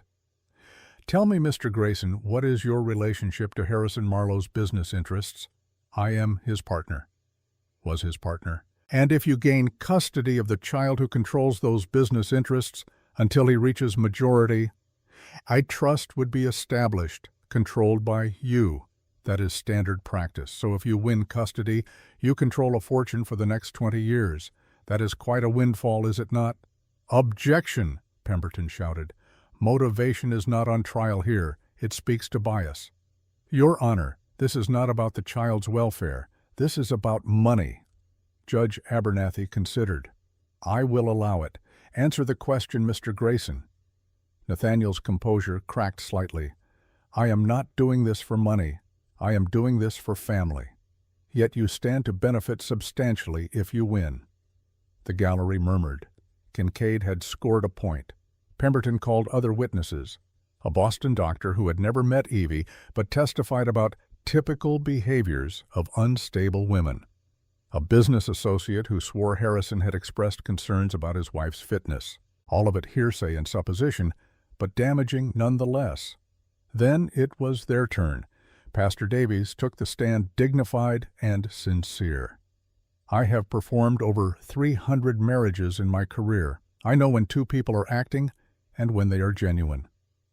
Wyatt and Evie Callahan stood before me and spoke vows with conviction. I saw love there, perhaps new love not yet fully formed, but genuine nonetheless. Dr. Harrison testified next, his gruff honesty compelling. "I delivered that baby. I watched Mrs. Callahan go through premature labor with courage I have rarely seen. She is sane, competent, and devoted to her child. Separating them now would be cruel and potentially dangerous to the infant's health." Mrs. Chen spoke of Evie's kindness to immigrant families. "She helped my daughter learn English, spent hours teaching her, asking nothing in return. This is not the behavior of a selfish or unstable person." One by one, the people of Silver Creek testified, each adding a piece to the mosaic of Evie's character, each undermining Nathaniel's picture of a dangerous, manipulative woman. Then Clara took the stand. The courtroom grew quiet as the 10-year-old settled into the witness chair, her face pale but determined. Pemberton approached her with false gentleness. "Miss Callahan, you have known Mrs. Marlowe for how long?" "Almost 2 months. And in that time, has she ever been unkind to you?" "No, sir, she has been very kind." "Do you know why she married your father?" "Because he asked her to, because we needed her, because she needed us. But you understand she was pregnant when she arrived, that the baby is not your father's child by birth." Clara's eyes flashed. "Samuel is my father's son. He chose him. That is what matters." Pemberton tried another angle. Your mother died in childbirth, did she not? Clara's voice went very quiet. Yes, sir. That must have been traumatic for you. It was the worst day of my life. And now here is Mrs. Marlowe taking your mother's place. Does that not feel like a betrayal? Clara looked directly at Evie, her young face filled with love and certainty. No, sir. Mama would be happy. She wrote in her journal that she wanted us to find someone to love us after she was gone. Mama Evie loves us. She saved us. And she is not replacing my mother. She is giving us a new beginning. Pemberton looked frustrated. He dismissed Clara without further questions. Judge Abernathy called a recess. Evie escaped to a small room behind the courtroom, nursing Samuel with hands that shook. Wyatt stood guard at the door while Kincaid reviewed his notes. We are holding our own, the lawyer said. The community support is powerful. Clara's testimony was devastating to their case. But this all comes down to your testimony and Wyatt's. Pemberton will try to break you both. When court resumed, Evie was called to the stand. She walked forward on legs that felt uncertain, handed Samuel to Wyatt, and swore to tell the truth. Kincaid led her through her story gently. She spoke of Harrison's cruelty, though she kept the details brief. Of her pregnancy discovered after his death. Of her fear that the Graysons would take her child and raise him as they had raised Harrison. Why did you not seek help from the authorities? Because the Graysons are the authorities in Boston.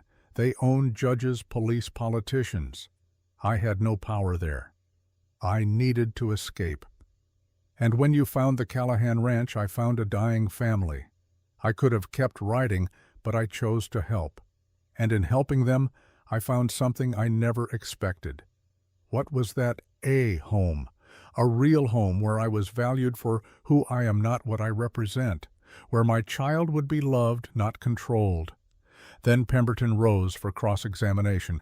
He circled her like a predator, his voice sharp. Mrs. Marlowe, you claim my client's family is controlling, yet you married a complete stranger within weeks.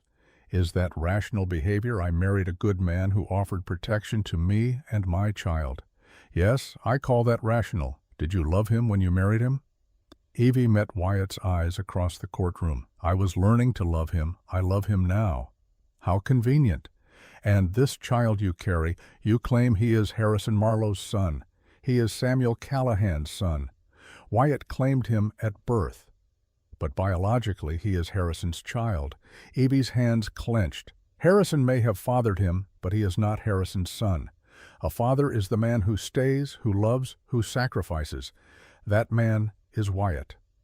Pemberton smiled coldly.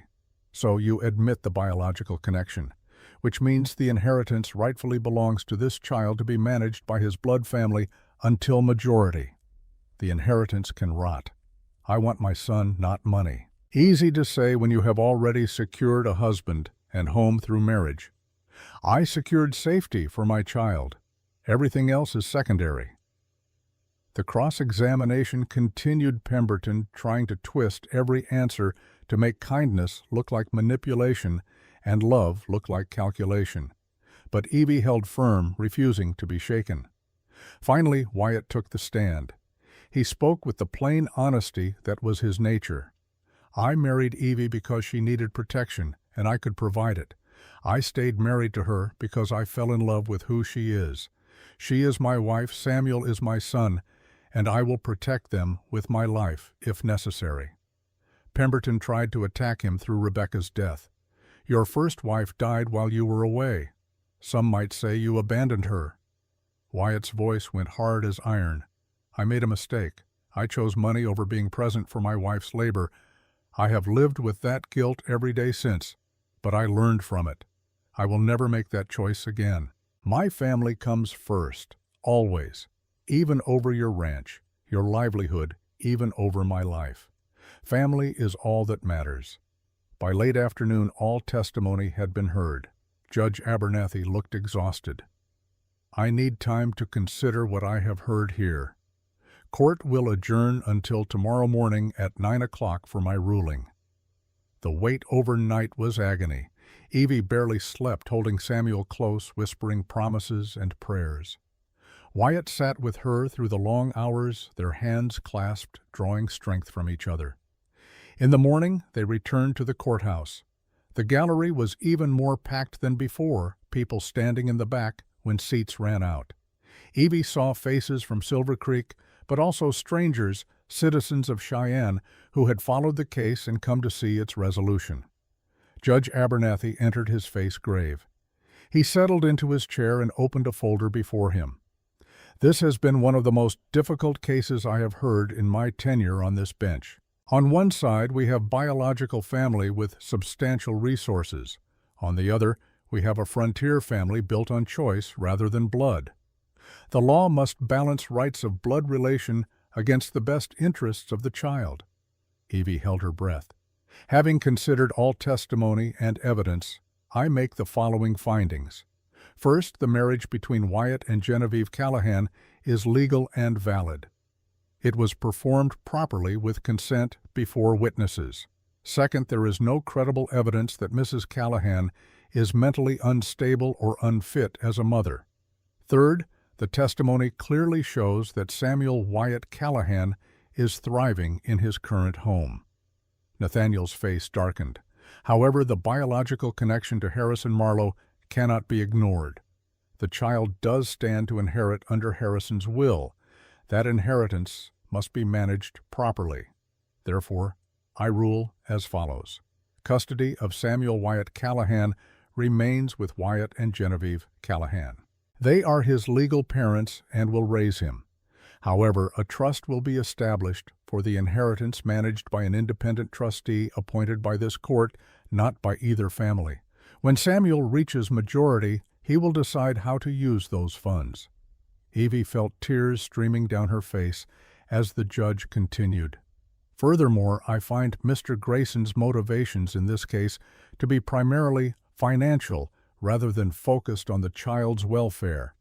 The court will not reward such behavior. Mr. Grayson, you will have supervised visitation rights as the child's uncle, but no custody or control. He banged his gavel. This case is closed. The judge banged his gavel, the sound final and absolute. But before the courtroom could erupt in celebration, a commotion erupted outside. Through the windows they saw Nathaniel Grayson in the street, his face purple with rage, gesturing wildly at McGrath, the hired gun, who had accompanied him from Boston. The two men were clearly planning something, their body language tense and purposeful. Everyone stay inside, the marshal ordered, but Wyatt was already moving toward the door. He is going to try something, Wyatt said grimly. Men like him do not accept defeat. They emerged onto the courthouse steps to find Nathaniel blocking the path to their wagon, McGrath standing beside him, with his hand resting on his gun belt. The crowd that had gathered to watch the trial's conclusion now pressed back, sensing violence. Step aside, Grayson, Wyatt said quietly. It is over. It will never be over, Nathaniel snarled. That child carries Marlowe blood. He belongs with his real family. He lunged forward, suddenly reaching for Samuel in Evie's arms.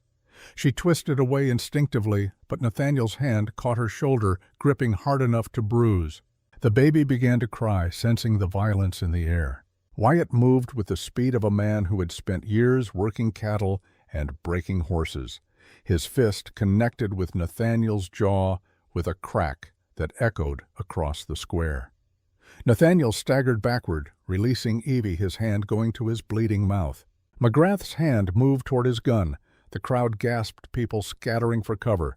But before the weapon cleared leather, the U.S. Marshal was there, his own pistol already drawn and aimed. "Touch that iron and you are a dead man," the Marshal said, his voice carrying absolute authority. McGrath froze, his hand still on the gun grip, but not pulling it free.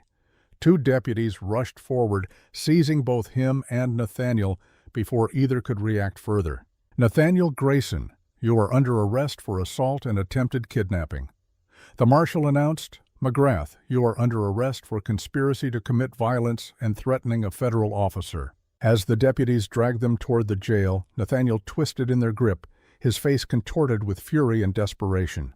"This is not over. You cannot keep what is mine. That boy will know the truth someday. He will know what you stole from him." Wyatt stepped forward, his voice calm but carrying across the silent square. "My son will know the truth. that his mother chose safety over wealth, that his father chose love over blood, that his family fought to keep him because he is wanted, not because he is useful, and he will be grateful for it. Nathaniel opened his mouth to respond, but the deputies hauled him away, his protests fading as they disappeared into the jailhouse. The crowd stood in shocked silence for a moment. Then someone began to clap. Others joined in until the applause rolled across the square like thunder, celebrating not just the legal victory, but this final physical defeat of tyranny. Evie stood trembling, holding Samuel close, her shoulder aching where Nathaniel had grabbed her. Wyatt pulled them both into his arms, his body a shield against any further threat. "Are you hurt?" he asked softly. "No, just shaken. Is it really over now?" The marshal approached, holstering his weapon. "It is over, ma'am. I will see to it personally that both men remain in custody until they can be transported back east to face additional charges. They will not trouble you again." Clara and Sam, who had been kept safely inside during the confrontation, now rushed out to embrace their parents and baby brother. The family stood together on the courthouse steps, surrounded by their supporters, having faced down the final threat. Pastor Davies offered a quiet prayer of thanksgiving. Dr. Harrison checked Samuel to ensure the baby had not been harmed in the scuffle. Mrs. Chen brought water for Evie, whose face had gone pale with delayed shock. Kincaid approached Wyatt with grudging respect. That was either very brave or very stupid, probably both. Wyatt managed a tight smile. "He threatened my wife and child. What else was I going to do?" "Exactly what you did. And I will make sure it goes in the record that you acted in defense of your family against an aggressor who had just lost legal custody and was attempting kidnapping." As the adrenaline faded and normalcy began to return, they finally made their way to the wagon for the journey home. But now they traveled with the certain knowledge that the threat was truly finally ended. Nathaniel would face justice for his violence as well as his fraud. The shadow that had hung over their family since Evie's flight from Boston had been lifted completely. The courtroom erupted. People were cheering, embracing. Evie found herself surrounded by the community from Silver Creek, their faces joyful. Through the crowd she saw Nathaniel storming out his lawyers, trailing behind, defeated. Wyatt pulled her into his arms, Samuel between them, their family complete and legal and protected. "We won," he whispered. "We actually won." Clara and Sam fought through the crowd to reach them both, children crying and laughing at once. They held each other, this family forged in winter and validated by law. Outside the courthouse in the bright spring sunlight, Pastor Davies offered a prayer of thanksgiving. The people of Silver Creek gathered around, adding their amens and hallelujahs. Kincaid shook Wyatt's hand. "You have a good family, Mr. Callahan. Worth fighting for, worth dying for," Wyatt corrected. "But I am glad it did not come to that." As they walked back to the hotel to pack for the journey home, Evie felt lighter than she had in years. The chains of her past had finally broken. She was free. Her son was safe. Her family was whole. That night, as they prepared to leave Cheyenne in the morning, Wyatt found her on the hotel balcony looking at the stars. "What are you thinking that I ran halfway across the country looking for safety? And I found everything, a home, a family, love, you." Wyatt put his arm around her waist. "I was dying when you found me, not just from sickness, but from giving up on life. You saved me, Evie. You saved all of us. We saved each other." They stood together in the darkness, holding the future they had fought so hard to secure. Tomorrow they would go home to their ranch, to the mountains, and the endless sky, to the life they were building together. But tonight, they simply held each other and were grateful. The storm had passed. The battle was won, and mercy once again had triumphed in the snow. The morning they left Cheyenne dawned clear and bright, the kind of spring day that promised new beginnings. Evie stood in the hotel room, packing the few belongings they had brought, while Samuel slept peacefully in the wooden cradle Wyatt had carried all this way. Clara and Sam were already downstairs with the wagon, their excited voices drifting up through the open window. Mrs. Hartley knocked softly before entering, carrying a basket covered with a checkered cloth. "For your journey home, bread, cheese, some dried apples, and a little something extra for the children. Evie embraced the older woman, feeling the kindness that had surrounded them throughout this ordeal. "Thank you for everything. The room, the support, the prayers." Mrs. Hartley waved away the gratitude. "I lost a daughter once to a cruel husband, could not save her. But watching you stand up to those men, watching you win, that gave me a piece of peace I have been missing for 20 years. You did not just save your own child yesterday, Mrs. Callahan. You gave hope to every woman who has ever had to run." The words settled into Evie's heart like a benediction. She had thought her flight was selfish, born of her own fear and desperation. But perhaps it had been something larger. Perhaps every woman who chose freedom over submission struck a blow for all the others who came after. Downstairs, their supporters from Silver Creek had gathered to see them off. Pastor Davies blessed their journey. Dr. Harrison checked Samuel one last time, pronouncing him healthy and thriving. Mrs. Chen pressed a small jade pendant into Evie's hand. "For protection. My grandmother brought it from China. Now I give it to you." Kincaid shook Wyatt's hand with genuine warmth. "You have my address. If those Boston vultures ever trouble you again, you send word immediately." "They will not," Wyatt said with certainty. The judge made his position clear. Still, some men do not accept defeat gracefully. As if summoned by those words, Nathaniel Grayson appeared at the edge of the crowd. He had clearly been waiting, watching for their departure. His expensive suit was rumpled, his face haggard with fury and defeat. The 3 Boston lawyers were notably absent already, fled back east.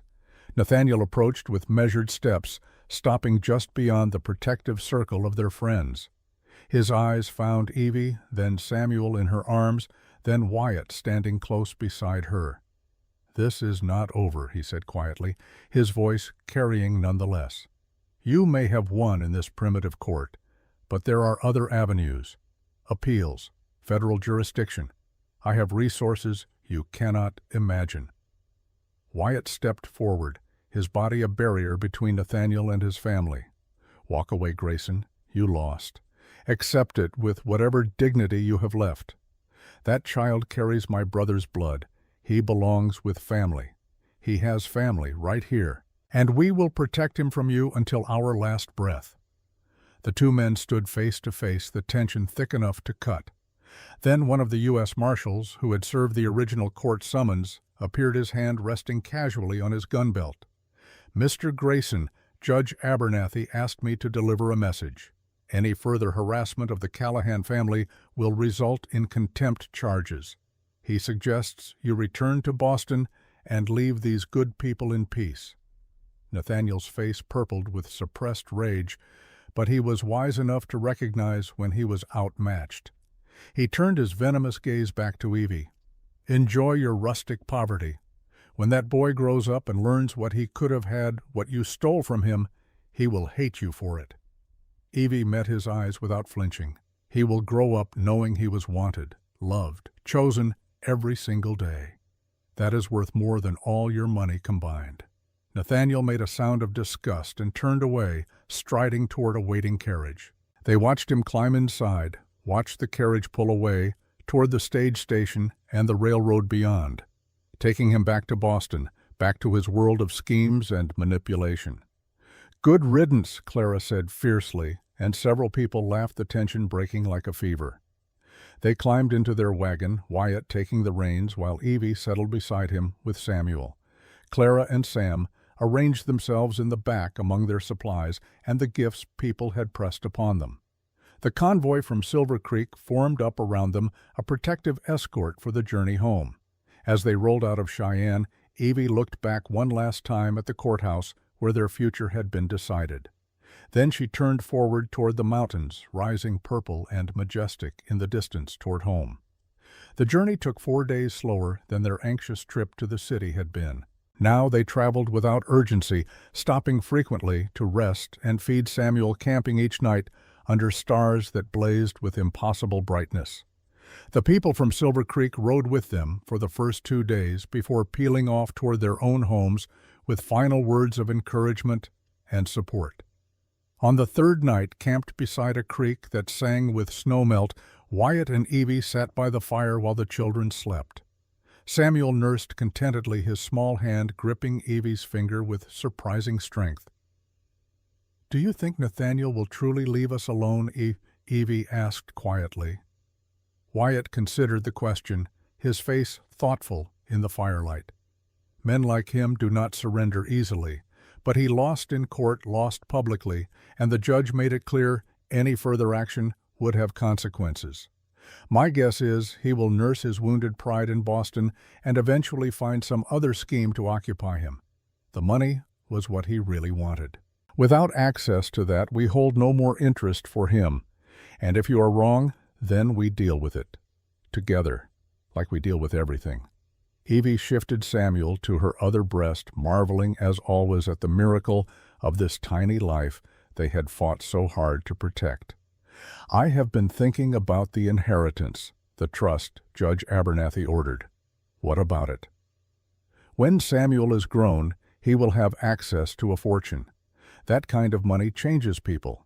Then we raise him to understand that money is just a tool, not a measure of worth. We teach him the values we live by: hard work, honesty, caring for others. If we do our job right, the money will not corrupt him." "Do you really believe that?" Wyatt smiled. "I believe that a boy raised by you, surrounded by this community, learning to work the land and help his neighbors, will have a foundation strong enough to resist any corruption. The money might be Harrison's legacy, but our values will be Samuel's inheritance." The fourth day brought them finally to familiar territory. The children grew excited as landmarks appeared, pointing out favorite spots and calling out greetings to neighbors working distant fields. News of their victory had preceded them, carried by fast riders, and people waved and shouted congratulations as they passed. When their ranch finally came into view, nestled in its valley, with the mountains standing guard behind, Evie felt something unlock in her chest. This place that had been a desperate shelter had become home. The cabin where she had nearly died now represented safety, belonging future. Wyatt helped her down from the wagon, his hands lingering at her waist. "Welcome home, Mrs. Callahan." She kissed him, not caring that Clara and Sam were watching and giggling. This man who had offered protection and become so much more deserved her affection, publicly declared. "Home," she repeated. Yes, finally home. The week that followed settled into familiar rhythms, made sweeter by the absence of fear. Evie moved through her days with a lightness she had never known, taking joy in simple tasks. Cooking meals in her kitchen, hanging laundry in the spring sunshine, nursing Samuel while Clara read aloud from books donated by the school teacher in Silver Creek, watching Sam help Wyatt mend fences, the boy mimicking his father's careful movements. Spring transformed the landscape, bringing green to the brown earth and wildflowers to the meadows. The cattle grew fat on new grass. The chickens produced eggs in abundance. Even the weather seemed to celebrate their victory, offering day after day of perfect sunshine. But it was the quiet moments Evie treasured most. Evening, sitting on the porch with Wyatt, watching the sun paint the mountains, gold and crimson. Morning, when Samuel would wake and smile at her, his whole face lighting with recognition and love. Afternoon, when Clara would lean against her while they worked on lessons, the girls' trust absolute and precious. One evening, nearly 2 weeks after their return, Clara approached Evie with Rebecca's journal. "I want to show you something, Mama Evie." The girl had begun calling her that, naturally dropping the miss, claiming her fully as family. Each time Evie heard it, her heart swelled. Clara opened to a page near the end, one Evie had not read during her first exploration of the journal. "Mama wrote this a month before she died. I think you should see it." The entry was dated August 1886. Rebecca's handwriting still strong and clear. "Today I spoke with Pastor Davies about my fears, about dying and leaving my children without a mother. He reminded me that God works in mysterious ways, that even in death there can be purpose. He said that perhaps my greatest act of faith would be trusting that the right person would come to love my family after I am gone. I find that idea both comforting and terrifying. Comforting because it means my children might not be alone. Terrifying because it means accepting that someone else will take my place in their hearts. But if God does send someone, I hope she is kind. I hope she loves my children fiercely. I hope she helps Wyatt remember how to smile. I hope she fills this house with warmth again. And I hope that whoever she is, she knows I am grateful. That I do not see her as a replacement, but as a continuation. That love is not finite but infinite, growing to include all who are worthy of it. Evie closed the journal with trembling hands, tears streaming down her face. She knew, Clara said softly. Somehow Mama knew you would come. Or perhaps she simply hoped, and her hope became a prayer that was answered. That night, Evie sat at the kitchen table after everyone else had gone to bed, a blank page before her and Rebecca's journal open beside it. She picked up a pen and began to write. Dear Rebecca, I never met you, but I know you through your words, through your children, through the home you built with such love. I want you to know that Clara is brave and kind, everything you hoped she would become. Sam is joyful and gentle, his heart open to the world. And Wyatt, your Wyatt, has learned to live again, to love again, to believe again. I cannot replace you, I would not try, but I promise to honor your memory by loving them as fiercely as you did, by filling this house with warmth, by teaching your children that family is not just blood, but choice and commitment and daily acts of care. Thank you for your journal. Thank you for your prayers. Thank you for loving them so completely that they knew how to love me when I arrived broken and afraid. I will take care of them, I promise. With gratitude and respect, Genevieve. She placed the letter inside Rebecca's journal, a message for a woman who would never read it, but whose presence remained woven through every corner of this home. Spring transformed the valley in a rush of green and growth. The garden Evie planted with Clara's help pushed through the warming earth. The cattle grazed on new grass. The ranch prospered in ways it had not since before Rebecca's death. Wyatt worked from dawn to dusk, but now he worked with purpose and joy rather than desperate survival. Samuel grew from a fragile newborn into a robust infant, his laugh infectious, his curiosity endless. At 5 months old, he could roll over and was attempting to sit up on his own, his determination evident in every wobbling effort. Clara doted on him shamelessly, while Sam treated him like a living doll, always wanting to show him things or tell him stories. In May, as wildflowers carpeted the meadows in purple and gold, Dr. Harrison made a routine visit to check on the baby and surprised them with an observation. Mrs. Callahan, when was your last monthly courses? Evie thought back, counting weeks that had blurred since the trial just 3 months earlier. I do not know. With everything that happened in Cheyenne, I have not been paying attention. Dr. Harrison smiled knowingly. I suspect you are pregnant again, about 6 or 7 weeks along, if I had to guess. The news struck Evie with conflicting emotions, joy at the thought of another child, fear that her body was not ready, wonder that she would give Wyatt a biological child to go with the ones he had claimed. Wyatt's reaction when she told him was pure delight. He lifted her off her feet and spun her around until she was dizzy and laughing. Another baby, a brother or sister for Samuel. Are you not worried? It has only been 5 months since Samuel was born. Dr. Harrison says you are healthy and strong, and this time we have the doctor nearby, a warm house, plenty of food. Everything Rebecca lacked. The shadow of his first wife's death still lingered, but it no longer dominated. He had made peace with the past enough to embrace the future. Clara and Sam received the news with enthusiasm bordering on chaos. Clara immediately began planning, deciding the baby would need a larger cradle, more blankets, clothes in different colors, since they did not know if it would be a boy or girl. Sam announced he would teach this baby everything he knew, which made the adults hide smiles.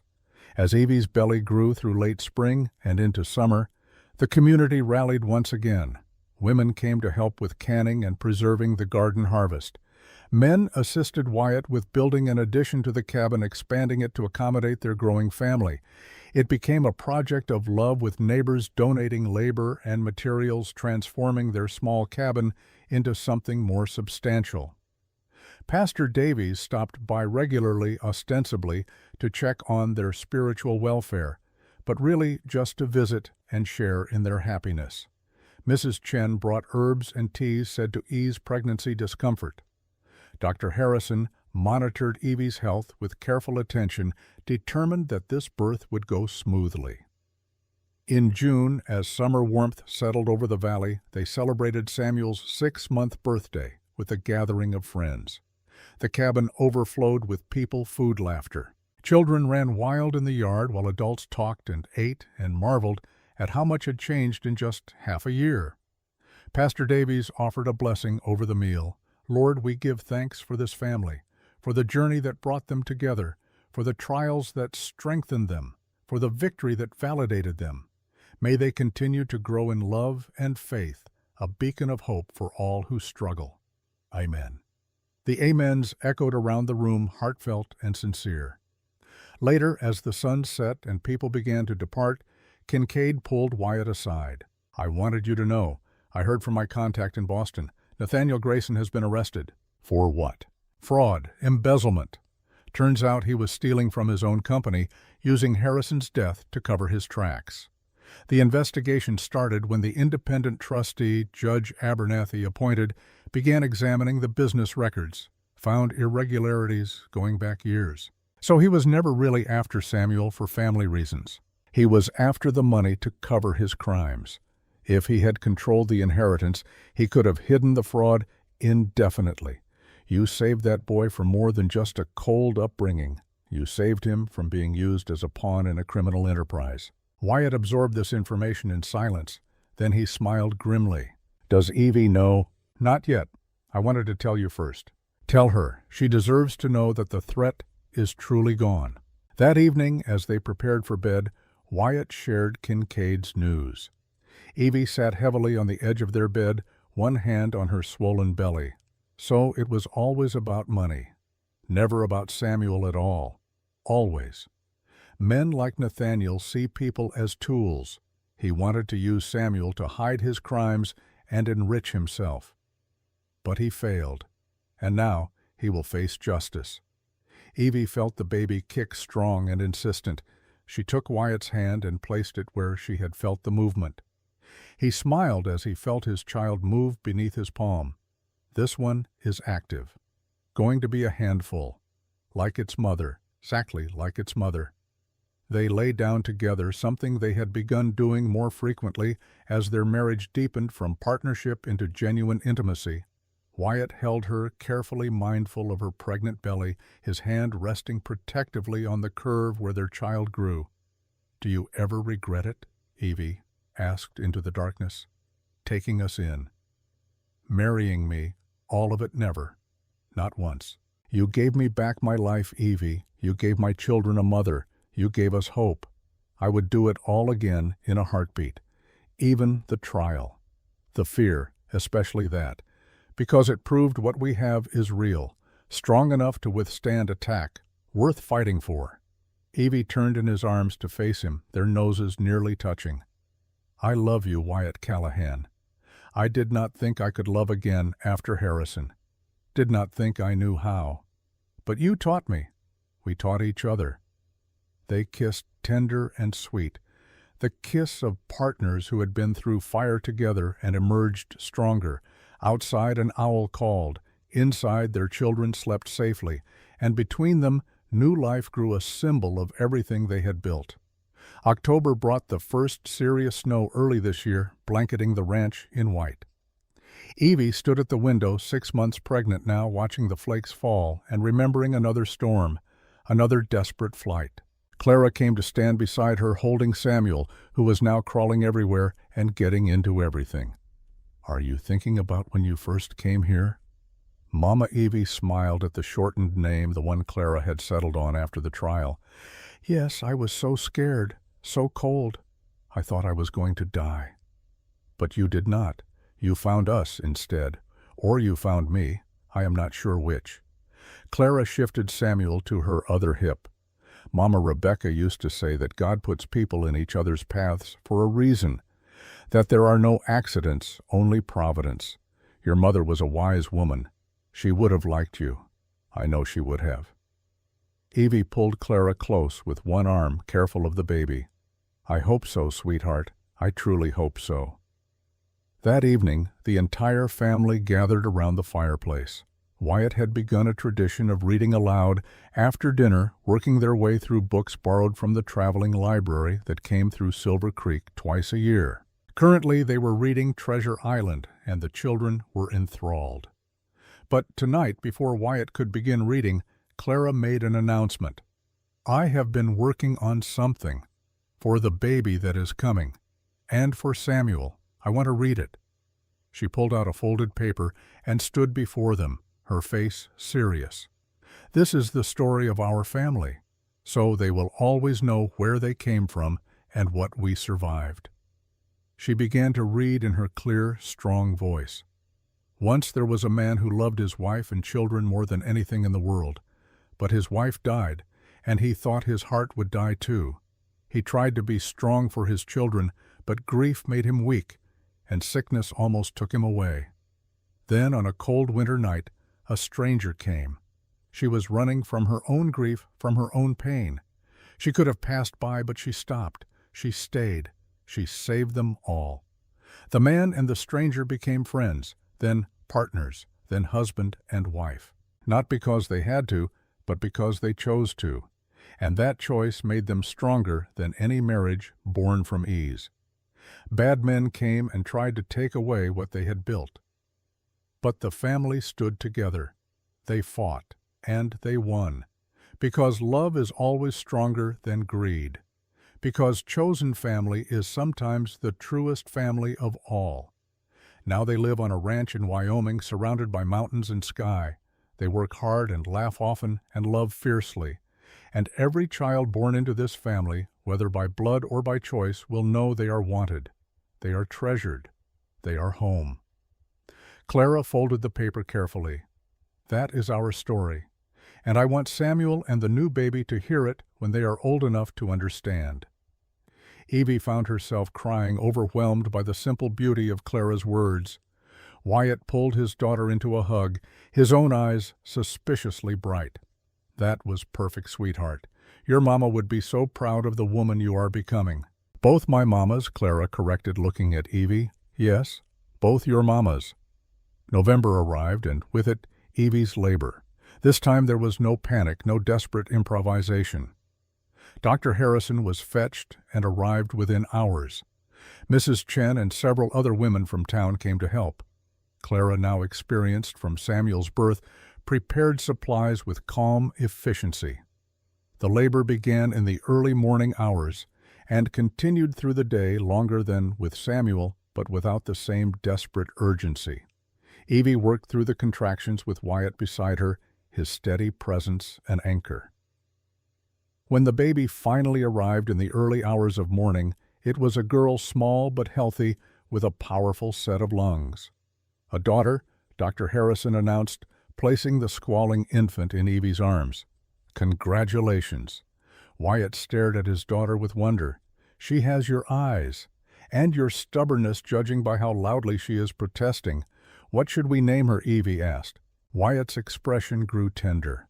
I was thinking Rebecca, for my first wife, if that is acceptable to you. Evie looked down at the baby, seeing strength in her tiny face. Rebecca Genevieve Callahan, carrying both your mother's names. Perfect. Clara and Sam were allowed in to meet their new sister. Sam was disappointed it was not a boy, but quickly decided a sister would be acceptable. Clara held the baby with practiced ease, already assuming her role as big sister and helper. Hello, Becca, she whispered. Welcome to our family. You are very loved. The cabin settled into new rhythms, adjusted to accommodate 2 babies instead of 1. Samuel, now 11 months old and mobile, required constant supervision. Baby Rebecca needed frequent feeding and changing. Clara helped endlessly, and even Sam tried to assist in his own enthusiastic way. Wyatt expanded his role as father, becoming adept at soothing crying babies, changing diapers, walking the floor at night so Evie could sleep. He approached fatherhood with the same steady competence he brought to ranching, learning as he went and never complaining about the work. Winter deepened, but the cabin remained warm and full of life. They had food in abundance, money enough for necessities, and most importantly, they had each other. Every evening, no matter how exhausted they were, they gathered around the fire. Sometimes Wyatt read. Sometimes they just talked. Sometimes they sat in comfortable silence, the only sounds the crackling fire and the soft breathing of children. On Christmas Eve, the entire community gathered at their ranch for a celebration. It had become tradition, now started the previous year and growing larger this time. People brought food and gifts, filling the expanded cabin to bursting with warmth and fellowship. Pastor Davies led them in singing carols. Mrs. Chen contributed decorations made of paper and ribbon. Dr. Harrison played fiddle while couples danced. Children ran wild drunk on sweets and excitement. At midnight, when most people had left and only close friends remained, they gathered around the fireplace one last time. Wyatt held Rebecca, while Evie nursed Samuel, both babies drowsy and content. Clara and Sam sat at their feet, leaning against their parents' legs. Pastor Davies spoke softly. "Just over a year ago, some of you were strangers to each other. Now you are family. That is the miracle we celebrate tonight. Not just the birth of Christ, but the birth of love in unexpected places. The transformation of strangers into family, the power of mercy and grace." He raised his cup to the Callahannans, to chosen family, to mercy in the snow. They all raised their cups and drank the toast, echoing around the room. After everyone had gone and the children were finally asleep, Evie and Wyatt stood on their porch looking out at the snow-covered landscape, silvered by moonlight. The mountains stood eternal, the stars blazed overhead, and in the valley their ranch represented everything they had built together. "Do you remember this night last year?" Evie asked. "When you proposed marriage to protect me, I remember thinking I was being practical, solving a problem. And now I know I was falling in love and too stubborn to admit it." Evie laughed softly. "When did you know? When did practical become real?" "The night Samuel was born. When I held him and you and I realized I would die to protect you both. That this was not duty or partnership. This was love. For me, it was the trial. When Clara testified and called me Mama, when this whole community stood up for us, when you held my hand through all of it and never wavered. That is when I knew." They stood together in the cold, drawing warmth from each other. "I want to show you something," Evie said. She led him inside to where Rebecca's journal lay on the shelf. She opened to the page where she had placed her letter months ago. "Read this." Wyatt read her words to his first wife, his expression softening with each line. When he finished, he looked at Evie with love that filled his eyes. She would have approved. "Of you. Of us. Of everything. I hope so. I know so." Because Rebecca understood that love does not divide. It multiplies. Having you in my heart does not diminish what I felt for her. It expands my capacity to love. Evie took the journal and opened to a blank page near the end. She wrote quickly, then showed Wyatt. December 25th, 1888. Today we celebrated Christmas with family and friends. Rebecca is 4 weeks old, healthy and beautiful. Samuel is 12 months old now, taking his first wobbly steps and into everything. Clara is becoming a young woman, wise and kind. Sam is growing tall and brave. Wyatt and I have been married nearly a year. What began as protection has become partnership, has become love, deeper than I knew possible. We have survived blizzards and trials, fear and threats. We have built something real and lasting. We have proven that family is not just blood, but choice and commitment and daily acts of love. This is our story. This is our family. This is home. She signed it, then handed the pen to Wyatt. He added his own signature below hers, marking this entry as belonging to both of them. They closed the journal and returned it to its shelf, where it would wait for their children to read someday. The story of Rebecca, who had loved first, and Evie, who had loved second, and how both women's love had shaped this family. In the bedroom, they checked on their children one last time. Samuel and Rebecca in their cradles, Clara and Sam in their beds, all sleeping peacefully. Wyatt put his arm around Evie's shoulders and pulled her close. "We did it. We built this. We are still building it. Every day. Yes. And I cannot wait to see what comes next." They returned to their own bed, exhausted but content. Outside, snow began to fall again, gentle and steady, covering the world in fresh white.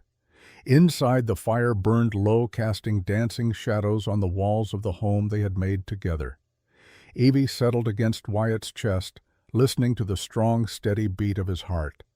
A year ago, she had been running, terrified and alone. Now she was home, surrounded by love, building a future she had never dared to dream possible. "This is mercy," she whispered. "This life, this love, this family, all of it is mercy." Wyatt kissed her forehead. "Then may we never take it for granted.